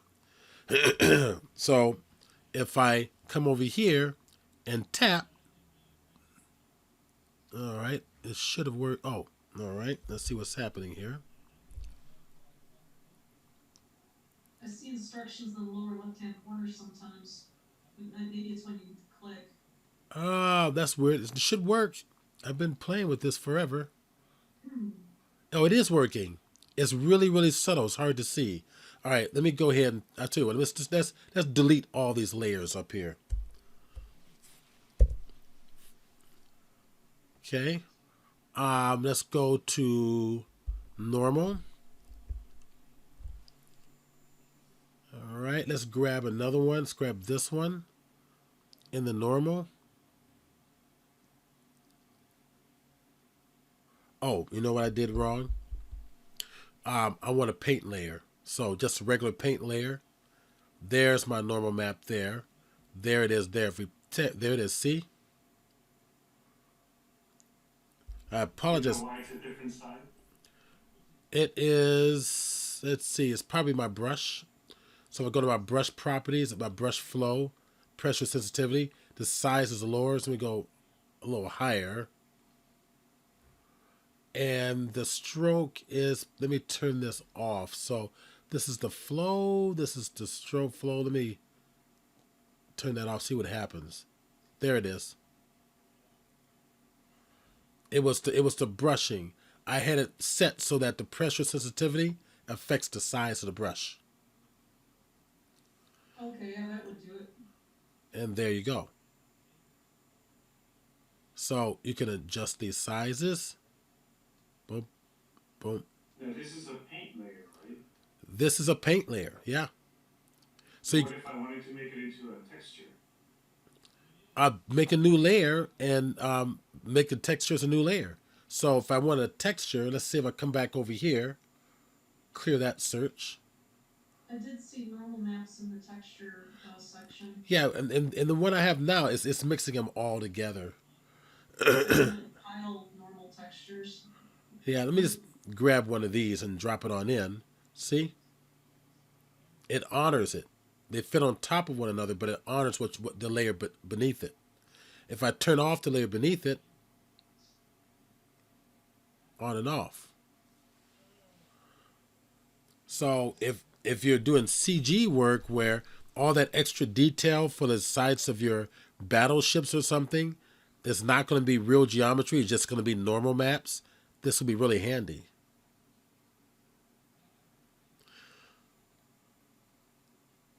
So if That's you wanted to use, let's say, the texture of a nose for a ship, you can actually just use that in there. yeah, just tap it on in there. It won't work for 3D printing, right? But it'll work. Unfortunate. Yeah, but it'll work for your CG work for the big screen.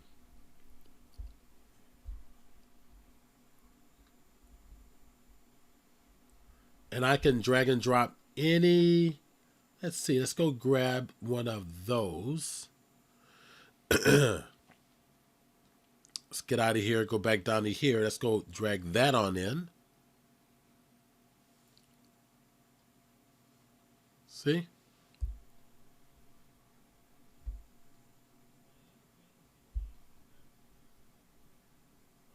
If I hold down the shift key, it does it in a straight line.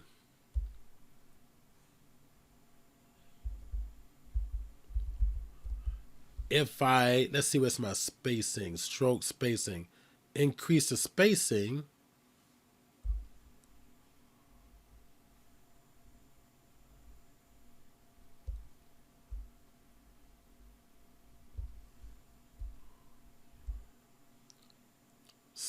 click here, hold the shift key, go in a straight line. Well, because my spacing's too far apart. If I bring it closer together, shift key, straight line. So we'll add a little extra details in here.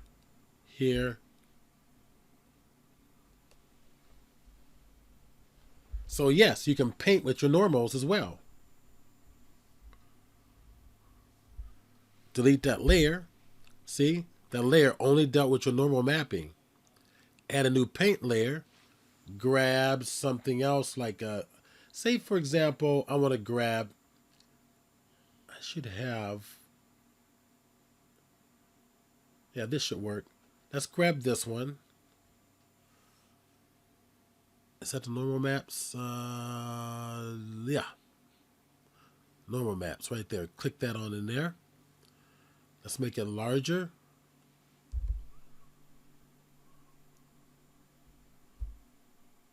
tap and release. Now, if I want another technique, this one on the inside.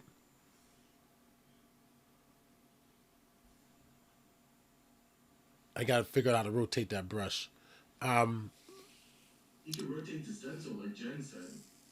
Well, this is a brush. I'm not in stencil mode. Okay. So I'm going to make it smaller. I'll do it this way. I can tap, add details on the inside. You get the point. I'm just kind of messing around here. You've. I just, sorry, asked a question. Oh yeah. I typed up an answer to the best of my ability in that. Because you're showing right there, you have the material tab selected for your paint layer, and that means you can drag and drop. For right now, you only have normal enabled. Right. Material, so it will only affect the normal. It'll only affect the normals. You can only drag and drop normal textures onto that normal channel. That's exactly right. You could add a height, a black and white height channel, drag and drop a black and white height texture. Yep. There's this one called called Flakes. There's a normal map called Flakes that is really cool. And Trying to figure out how to make a brush like Steve did a while ago. Okay, actually, let's do that now. Let's do that now. So, I'm gonna go to Photoshop. We're gonna custom make a brush. I mean, just use the image we imported as a brush. You were doing it a little while ago. Oh yeah. Couldn't figure out how to do that. All right. Let me bring up Photoshop. There we go. All right. So the brush is, what you do is, I'm gonna go over here back to my standard texture panel. There we go. And all you do, is it still in here by any chance? Let me see.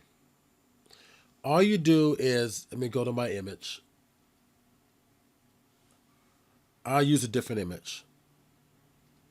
You know, some nerd needs to figure out how to export textures created in Substance Painter back into Blender. Because if you're able to 3D print some of the textures right into the model, it would be awesome. Yeah, all textures that you create in Substance Painter is designed to go back into Blender. Seriously. Yes. Well, you've already. Well, that was part of your homework assignment in the last class, or 2 classes ago.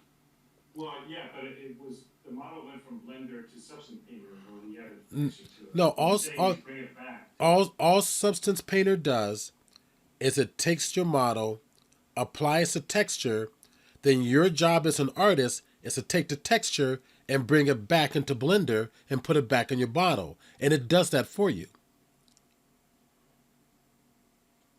So here, I'll show you again. I want to answer Zaria's question first. Yeah, get to that one first. Okay, so I'll just take an image. I'll take this old rusty, grody wheelbarrow, and just drag and drop it right over here. Okay? Okay. Once you do it, Substance is going to ask you some questions. You need to define it as to what it is. Hit the undefined. You can say, I want this to be a texture. Okay. Now, did you see where it said environment? Mm-hmm. That's what you choose if you want to bring in your own HDRI image and change your HDRI background. All right. It's a texture. Here, you can import it. I'm just going to import it just for this current session, or you can permanently import it using these other 2. Okay. Okay. So it's just for the current, and hit import. There it is. Yeah. So if I want to make that a paintbrush, make a paint layer at the top. There's a paint layer. I have my brush here selected. How did you do the paint layer? Right here, on the 3rd icon from the left on the top of your layers panel, is a picture of a paintbrush. Got it. And then all you do is, with your brush selected, which is what you have over here, it's a regular paintbrush, come over here and find your, let's see, normals is still the only one selected. I'm going to turn off the normal and turn on the color, being the only one selected. It's showing you right there what you're going to get in terms of your brush. I just have a blank sphere. That's weird. But do you have your image selected? Yeah, I do. All right, that's weird. All right, so now all you do is you can see the image is inside my brush. Yeah, yeah. Do you see that? Oh, I had to drag and drop it onto the base color. Yeah, Okay, that was the trick. Thank right. you. Yeah. That's what, remember I selected color here to activate the color and drag and drop it onto the base color. Yeah, that's the trick. Okay, now I can obviously create stuff in Photoshop and do the same thing. Very good. Right. Yeah, you don't need to show that. Okay. Perfect. Thank you. All right. So now the answer, say for example, we're going to texture this up real quick. Let's go ahead and bring in our rust texture. See if I can find it real quick.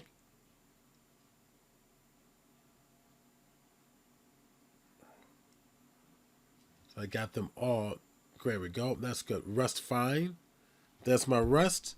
Let's add a quick little black mask. Let's go add a generator to this mask real quick.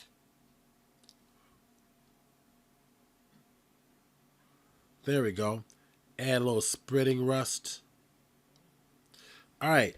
So I want to export all these textures. If I turn this one on there, I got all these textures here I just created. We're going to assume this is what we want. To export them out, to put them back on the Blender, File menu, Export Texture. Click it. What do you want to export? Here are all the models that Substance recognizes. The barrel support 1 and 2 handle rods. Those are, all of the materials or texture sets based off of the materials that I created in Blender. So if I created those materials in Blender, that means it's going to go back on the Blender accurately. So now, let's see. I'm going to keep all this the same, default. I want to tell it where, see, size. Oh, I want to tell it where to go save it to, right here. Click it. I'll make a folder on my desktop so I can easily find it. And I'm going to call this Textures. Textures Export.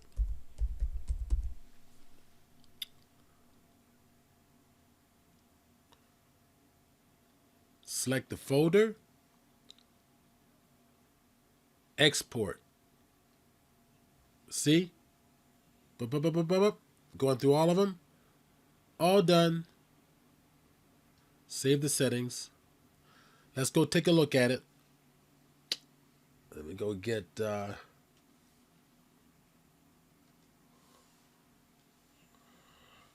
all right, we go to our desktop.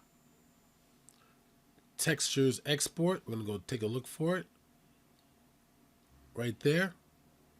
And look at what you've got.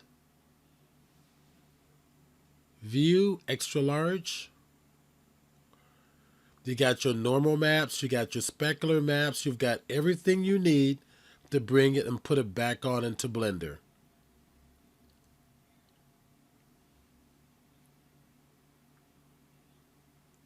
Now, once you import all those textures into Blender, you create an STL file ready to print. It should imprint the textures into the STL? No. Textures are not... These textures are not real geometry. They're just visual. So you can put them back onto your model. Well, there are ways. There are ways to get the textures to show up as geometry in your model, but that's beyond the focus of this class. Yeah, because that's really kind of the crux of my question. Because for example, the infamous on Babylon 5, they had the shadow shifts. Right. Yeah, exactly. The imprint of the nose, right? Right. That's That incredibly difficult that to model. that's the stuff. That's the stuff you're going to be learning in the 3D modeling class for 3D modeling for 3D printing. So Steve, I imported the FBX wheelbarrow into Blender, but then the textures didn't import. So how do we pull them into Blender? Okay, show your screen. We'll walk you through it. Yay.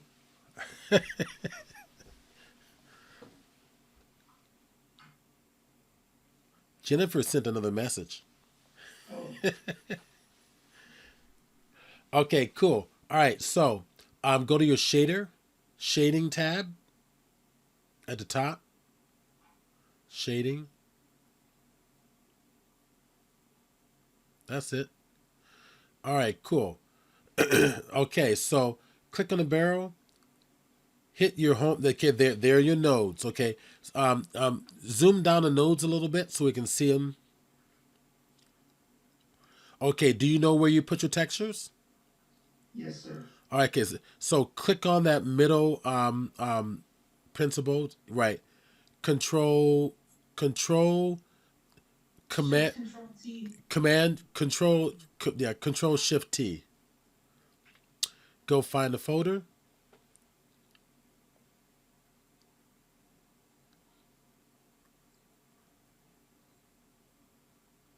Here they are. Okay, select them all. Oh wait, like shouldn't he only select like if he's working? on Yeah, those I'm trying to do it. I'm trying to do it fast. You can selectively choose what you want, or it should read them all, right? Blender should read them all. Let's see if it does. Let's see if it One material selected. let's see if it does. Interesting. No, maybe Jen's right. Maybe we only want to select those few. When I did all 10 materials, I was only selecting one texture set at a time to load it onto. It's possible that maybe there's something out there that can like batch apply textures based on naming conventions, but I was Yeah, Blender does do that. I've done it a million times with what? with multiple textures. Like remember we went to One texture set at a time with this one. This one only does one texture set at a time. But if you have multiple materials with multiple texture sets, I don't know what tool would handle that. Oh. With this one, it spells it out like emissive and Wait a minute. Let's say I just want the texture for this thing. yeah. Go to Blender and go to your and select what was the name of that? It's called barrel. What's the name of that thing? Barrel. Yeah. Okay, then only select the textures that have barrel. If that's it, then select. You got that. Shift Control T, and only select the barrel base color. Yeah, scroll down. A base color, emissive, pipe, metallic, normal for barrel. But it has to have the word barrel. Yeah, you're. Right. Support. Not the support. Oh, that might be it. Wheelbarrow barrel base color. And I'll select the entire texture set. There you go. Perfect. That's it. There it is. Okay, That's it. That's what I wanted to do. But Yeah. it only does one texture set for one material. Gotcha. Yeah. Okay. Now, I didn't quite A-way. I didn't quite understand what you were saying at first, Jim, but I get it now. Yeah, okay. Yeah, when you so, ask him to select all his textures, Right. you get textures for right. like 8 So now materials. we can model in Blender, export to Substance Painter, And bring it back in Blender. and then bring it back into Blender. That's for right. effect. That's the workflow. That's the workflow. Okay. And write down Shift Control T because I had to sit through so many videos to recover that keyboard shortcut that Steve told us Yeah. in like one of the early classes. Gotcha. Thank you. That's. Oh, wait a minute. I gotta. Yeah, that's it. It's Yeah, you're good. perfectly textured. Finished. Ship it. Yep. Cannot be So, improved but upon. to clarify Jose's concern, these are not true geometry. Can you make that true geometry, yes, but that's more for the modeling for 3D printing class. Because then you're going to take that normal map and you're going to displace geometry, right? Like Jim Bas- said, there's basically, 3D yeah. printers that do color. Ah, cool. There's Yeah, a I 3D saw printer that. that's- What file Yeah, format? That's nice. Yeah, they can do color. Is that's a filament printer, right? I think so. It's, You know what file There's format PLA. you need? Cause STL only does one color. Here, PLY. no. PLY. Which one? Dot PLY. Oh, okay. Dot .ply. Okay. So these are 3D printed with color. Okay. STL is a very old format. It doesn't support color. That's correct. Dot PLY supports color. Oh. Oh, nice. Because I knew about 3D color printers, but I wasn't really sure exactly what kind of file. Yeah, but most pros are only printing in one color, and then they're painting it on, getting exactly what they want. And that's really kind of what I do anyway. I mean, everything is gray when I print it out. Cool, great stuff here. Thanks, Jen. Oh yeah, I put stuff in the Zoom chat so you can copy and paste that. shortcut Yeah. And put it into Notepad. Matter of fact, Actually, you know what? You can from the chat window, you can actually download the whole chat. if you oh, want it. good. Okay, so If you just go to the Save right chat where it right says there. everyone, and there's a little more button. Just save chat. yeah, and it'll save save chat. it. The So three. you download the whole chat. Thanks, Tony. Yeah, see, Blender does dot .ply, stand for dot .ply. Yes, it does. So it can handle color. Yep. And 3D printers accept dot .ply, a lot of them. So the ones that can do color. Okay. Pretty cool. All right. So, any questions? Okay, homework. You get to impress me this time. Model something, UV it, texture it in Blender, show me a complete product. Include transparency. So maybe something with windows or a helmet with a clear visor. If you want to build a helmet with a visor, something with transparency, and make it as accurate as possible, as lifelike as possible. And you want a final render? Would that be enough? Or do Yeah. you want- Oh, let me show you render. Let me show you render real quick. I'm gonna share my screen. Oh, so when is the next class? Yeah, we're gonna decide that next. There we go. All right, so that you guys are aware, Substance Painter does rendering. It uses I know what it is. I'm forgetting. My brain is just much today. If I want to render it, it's that little 35 millimeter icon right there. Click it, and it uses iRay.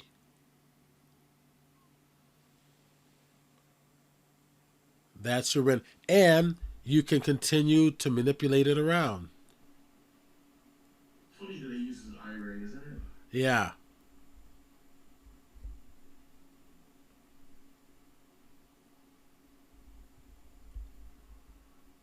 Oh, NVIDIA makes iRay. Right. Yeah. Well, Daz Studio uses iRay. Steve, are you able to smooth out your the tire in the tire geometry? No, not in Substance. You got to do it in Blender. Yeah, I do in Blender. Okay. At a subdivision surface. Okay. All right. Cool. All right, cool. So if you want to get out of this, let's see. What you do is you just click the camera again. All right. You can save the render right down here. Right. Hit save. Tell it where to save to, what format you want.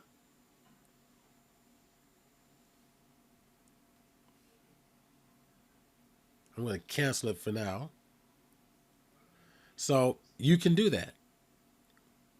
So once you start texturing your stuff in Substance Painter, and you get a completed project, you can render it here, save it out, and save it for your homework. I have to look this up, but I do wonder if the reason Substance Painters really caught fire is because so many render engines now use the PBR, the physically based rendering workflow, Right. with metallic, roughness, height, normal is kind of But standard, but the metallic and roughness bit, just being able to paint that and then export it, so many render engines can handle PBR rendering. right. And just, yeah, like, because with Lightwave, it had materials of a sort, but it wasn't until recently that it offered a PBR workflow. Right. And but man, so many of them out there, you can take the same texture set into different render engines and just try them out because they'll all be able to handle these channels. Right. That is amazing. Isn't that amazing? Also, we all have a lot more RAM than we used to, so there's less pressure to fall back to procedural textures. And you wouldn't be able to really use this on a machine that had 16 gigs of RAM or something. Right. Yeah. Not happening. So we have Christmas is next Sunday, obviously. So we and New Year's is a Sunday after. So would you guys like to meet the 1st of January? Or do you want to meet? You're gonna be hungover. Huh? Yeah, I was gonna say I don't think I'll be in any condition to meet. Wait, how many people have time off between Christmas and New Year's? Or this might be imposing. Okay. I mean, we can do in the middle of the week or something. If that. Only if that's conducive to everybody. I don't go back after next Friday. I don't go back to work until January 17th. So then after next Friday would be the 24th. So somewhere in between Christmas and New Year's, like what about Tuesday? Tuesday, Yeah, the Tuesday. 27th? Tuesday good for me. Is that Yeah, I don't think I got anything going on Tuesday. It's hard for me to know, but if I miss it, it's gonna be recorded anyway, so that's okay. well, the day after Christmas, I can't see you going back to work. 27th is completely free for me. So Yeah. Okay. let's- So we'll shoot for that. So but 10 a.m.? yeah, we can go 10 a.m. Last substance class, 10 a.m. So put that on your schedules. Same place. Same back channel. Yeah. 27? That is the 27th. That's correct. Cool. You're in there. Awesome. So how do you guys feel about the class so far? Good. I feel good. Yeah, I tend to, when it comes to me learning new software, it's like I need to remind myself that software doesn't bite. Time to what? Oh, 10 to 12, let's say 10 to 12. 10 to 12. Technically, although this class was supposed to be 10 to 12 and it's now almost 1. Well, I always give you 30 minutes extra because we spend time going over your homework, and I don't want that to be taken away from your 2 hours time for the class. So I always do 2.5 hours minimum. Cool. Wow. Yeah, it was just send out notes to anyone who's not in this class just in case they can make it to the Tuesday class. Right. Well, anybody who's not here, they're watching the videos anyway all along. And Yeah. Steve, let us know if you're gonna be teaching for Eric and what your schedule is. Yes, I will be teaching for Eric. I'm on the schedule. In fact, you are. I am. In fact, let me go. Let's go find out exactly what it's.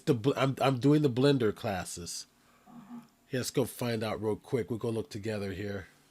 And after class today, if you could send us an email reminder about when the next class is scheduled. Yes, Just yes, so that it's because you know what's cool about Gmail and stuff is like they'll automatically sometimes schedule it in people's calendars. right.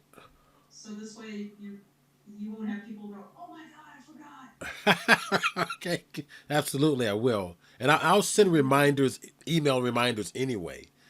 Oh yeah, great. I usually try to do that one. Okay, studio arts classes. I want to take that class so that I'll You've got it. be better than all the other students there. Yeah, well, you would be actually. Exactly. So I make them feel bad. Did that cool? I need you there. I can say, "Shit, one of you all can do this, you guys. Come on." So Make everybody cry. so here it is. Blender 101. You're killing me, Zari. You're killing me. Now, yep, there I am, instructor Stephen Burns. Of course, you guys are getting a way better deal with me. He's charging 1,000. You guys only get it for $395. Oh What, wow. what makes Okay. us what makes Studio Arts this is for in the past. California, are you guys familiar with ETP training? No, what is that? Okay, well, California, it's something that California does just to make sure that its tech workers and other skilled labor maintains their skills. So if your employer pays into the ETP panel, if they pay into the employer training panel, then the state of California, if will pick up the cost of your education at certain places like Studio Arts and Milton. That's how I took a bunch of Gnomon classes for free. For free. The way you pay, because this is California government money, you have to pay with your attendance. Right. If you don't show up, and you wasted taxpayer dollars, Mm-hmm. California will have a talk with you. Yeah. But I was now if you go to like Studio Arts, like they were saying like ETP training for this year, they exhausted all their ETP funds. Right. But it might reset at the beginning of the year. Just see if like you might have to reach out and contact them, see what the status is. If your employer pays, most large California employers pay into the ETP training system. So we gotta ask our like HR department or something if they pay. Yeah, or maybe Studio Arts can find out, like, because Encore, when I was working at Encore, which was Company 3 Method and Deluxe, they were paying into the Studio Arts, they were paying into the ETP system. I was able to take Studio Art classes, I was able to take Gnomon classes. These, like, the Gnomon classes were like $2,000 each for DE Right. training. Right. And, like, California paid for all of it. I just had to show up on time. Right. And also, every once in a while, California will like send you a survey saying, "How was your class? Are you still employed? How are you doing?" They want.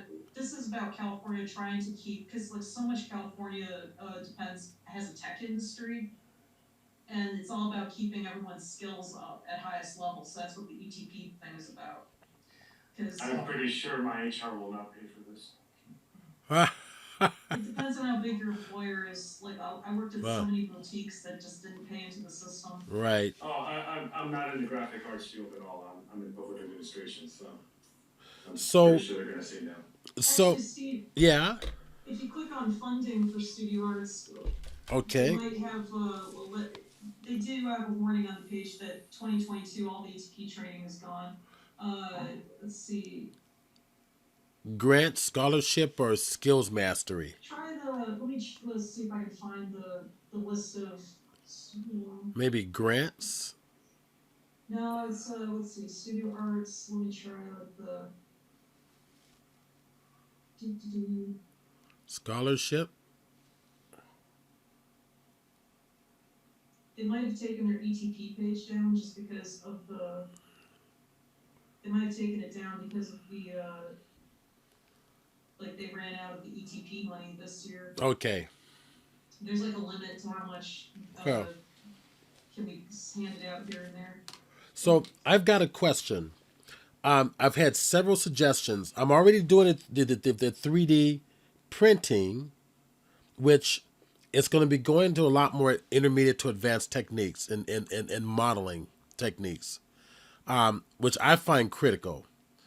So, but in addition, Jen has also suggested 3D sculpting in Blender, which I was going to do anyway. And then there's retopology, which Zari has suggested.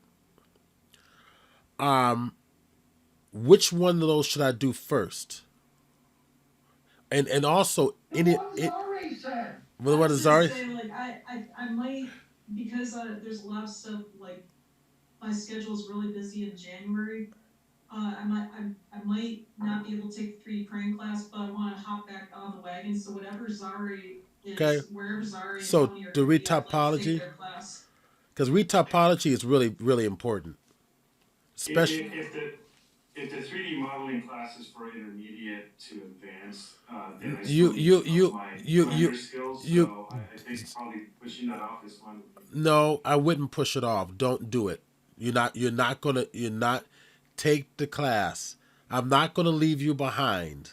I'll still cover some of the basics, but I'm gonna cover more than what I've done in the other classes. Now, I have another suggestion, Steve, and you might lump this in with the retopology, Okay. but another thing I do all the time is baking high-res models onto low-res proxies. Well, yeah, that would be part of retopology. Okay, Well, yeah, wait. Also, Substance can do that, and a more advanced tool, Marmoset Toolbag. That's its bread and butter. Is it can bake high-res data onto low-res meshes. Right. Substance But Painter Substance can can do do it. that? Yeah. It's got like in the baking section. There's you Yes, it designate what the does. high-res Yes, it model is. does. Yes, and there's like tutorials on YouTube that show you how to Oh, do it. thanks, Jen. Yeah. Also, I need to do that. I mean, I do that. I'm Uh, doing it in Lightweight. but I will include that in there as well. Thank you. so Steve, I put a link in the chat just so you can see which employers were some of the employers who were paying into the In system. fact, that baking the high res on low res, we'll cover that in our final class as well. Oh, Yeah, there awesome. you go. So like in the Zoom chat, I put a link to a page that it's not. They took it down Okay. in the Zoom chat. On the Zoom chat. Okay, one second. No, give me a second. Let me put down here a note. No, there is to answer your question, Jose. Yes, there is a VFX shop, or is it an animation? I think it's an animation shop called Bento Box. It's cutesy, but yeah, that's their name. Okay, good, because I want like the eatery is paying into this. Damn, JPL's not on there. It's not on there, but this is only some of the employers. Like, it'd be yes, I suppose it would be a question for HR. Does JPL? Well, the thing is, JPL is a federal institution. It's not, has nothing to do with the state of California, so maybe They don't that's, pay state taxes. Right. Well, sure they do, but maybe they do, but it's a federal facility. okay, it's not available at this So time. scroll- Right. Yeah, but scroll down, you can see the list of who was paying into the system, and it's all Wow. but this is an incomplete list. There are so many California employers who pay into this system, and it doesn't have to be just for studio arts. It could be for any place that accepts ETP funding that teaches how to code Okay. or Here is the Yeah. here is this was I'm sorry that link is not going to help you. It's if you work at a community college. I work there. Oh, you work at a community college? I do. Oh, Two of then them. that link. I put a link in the chat about from the community college chancellor's office. Oh, thank Yeah, you, Tony. yeah. Yeah, I work at a community college as well. So Oh, there where you does go. that link get us? Yeah, it'll take you to the community college's California Community College's who deliver website. ETP funded training. That's fantastic. So Oh, the question maybe I is, could do it through them. so That's the what I'm saying. question, See, like, so just so you know, Zari and Steve, do you remember lynda.com? Yes. now Yeah, LinkedIn. well, you have access to all of that material. Yes. Through, Yes, we do. yeah, because because LinkedIn bought lynda.com, and the community college chancellor's office has a contract with them, so we can use that material. And Oh yeah. But also, a major library card will also get you into LinkedIn Learning for free. cool. It's awesome. And just so you know too about library cards, if you have a local community college that you're local to, you're able to get a library card from them. Okay. So Glendale might have a library Yeah, so card. Glendale, you can go to Glendale Community College and go get a library card. You have full access. And just something else you should know, if you ever want to go to, community colleges also have study abroad sessions. You're able to go on those trips as well at that discounted rate.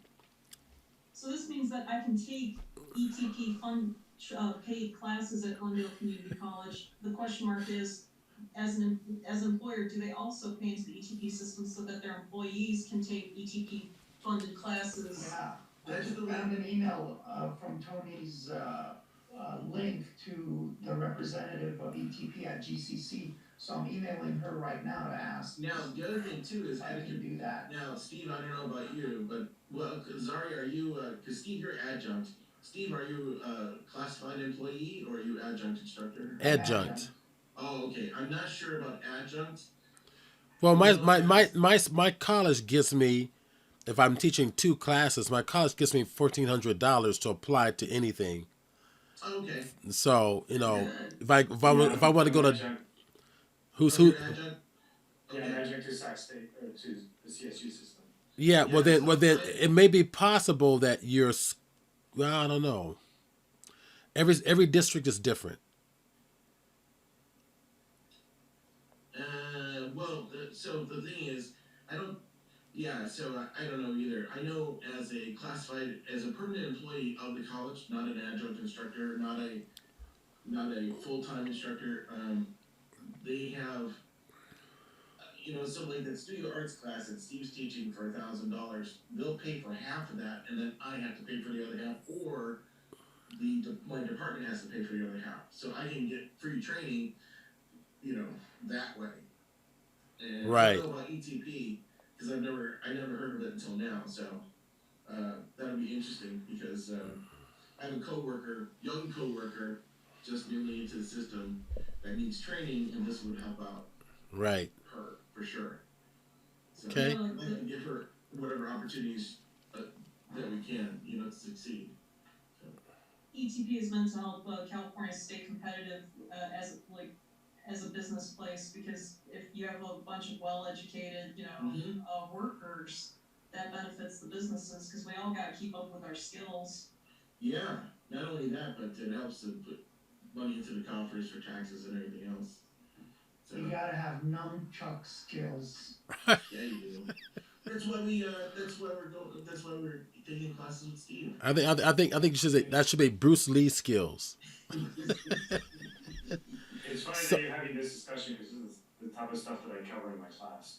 Oh, that's Oh, you covered nunchuck skills at your class. Yeah, that too. That too. I gotta take your class and learn that stuff. use the soft rubber ones, not the wooden or the steel ones. Oh no, the kids need to learn, so no, use the wooden ones. I Wear a helmet. used to make my own. I'd take a broomstick and cut it in half into 2 long sticks and drill a hole in the end and put rope in between them and make my own nunchucks. They were free. Yeah. I heard they were illegal in the state of California, They so I literally took mine apart. Yeah, they are. They're still illegal. Yeah, I think they're illegal everywhere. Well, Pieces of wood. they're a flail, so I mean, no one's using them to actually thresh rice. That's their original job, is to just beat rice. People So- are doing that. Leave it to men to figure out how to beat themselves with something that makes food. Well, everything's a weapon if you know how to use it. Yeah. So don't feel intimidated by the modeling class, Jose, because some of the people taking the class don't even know blenders. So I will be covering the fundamentals, but then we're going to focus on modeling techniques that's going to give you some killer ass results in 3D printing. Well, I'll be practicing a lot. Good. Hey, Steve. Yes. That could be a new name for your class. Killer Ass Blender Techniques. I kind of like that, actually. Highlight the ass. Okay, cool. We'll see everybody next Tuesday, right? Yep, just send us an email reminder so that we can't say like, oh, I didn't put it down in my calendar. Okay, sounds good. All right. Hey, thanks, guys. everyone. Have fun. Thanks. See y'all. Do your homework. Merry Christmas. Okay, Merry Christmas. Happy New Year. Happy New Year. Merry Christmas.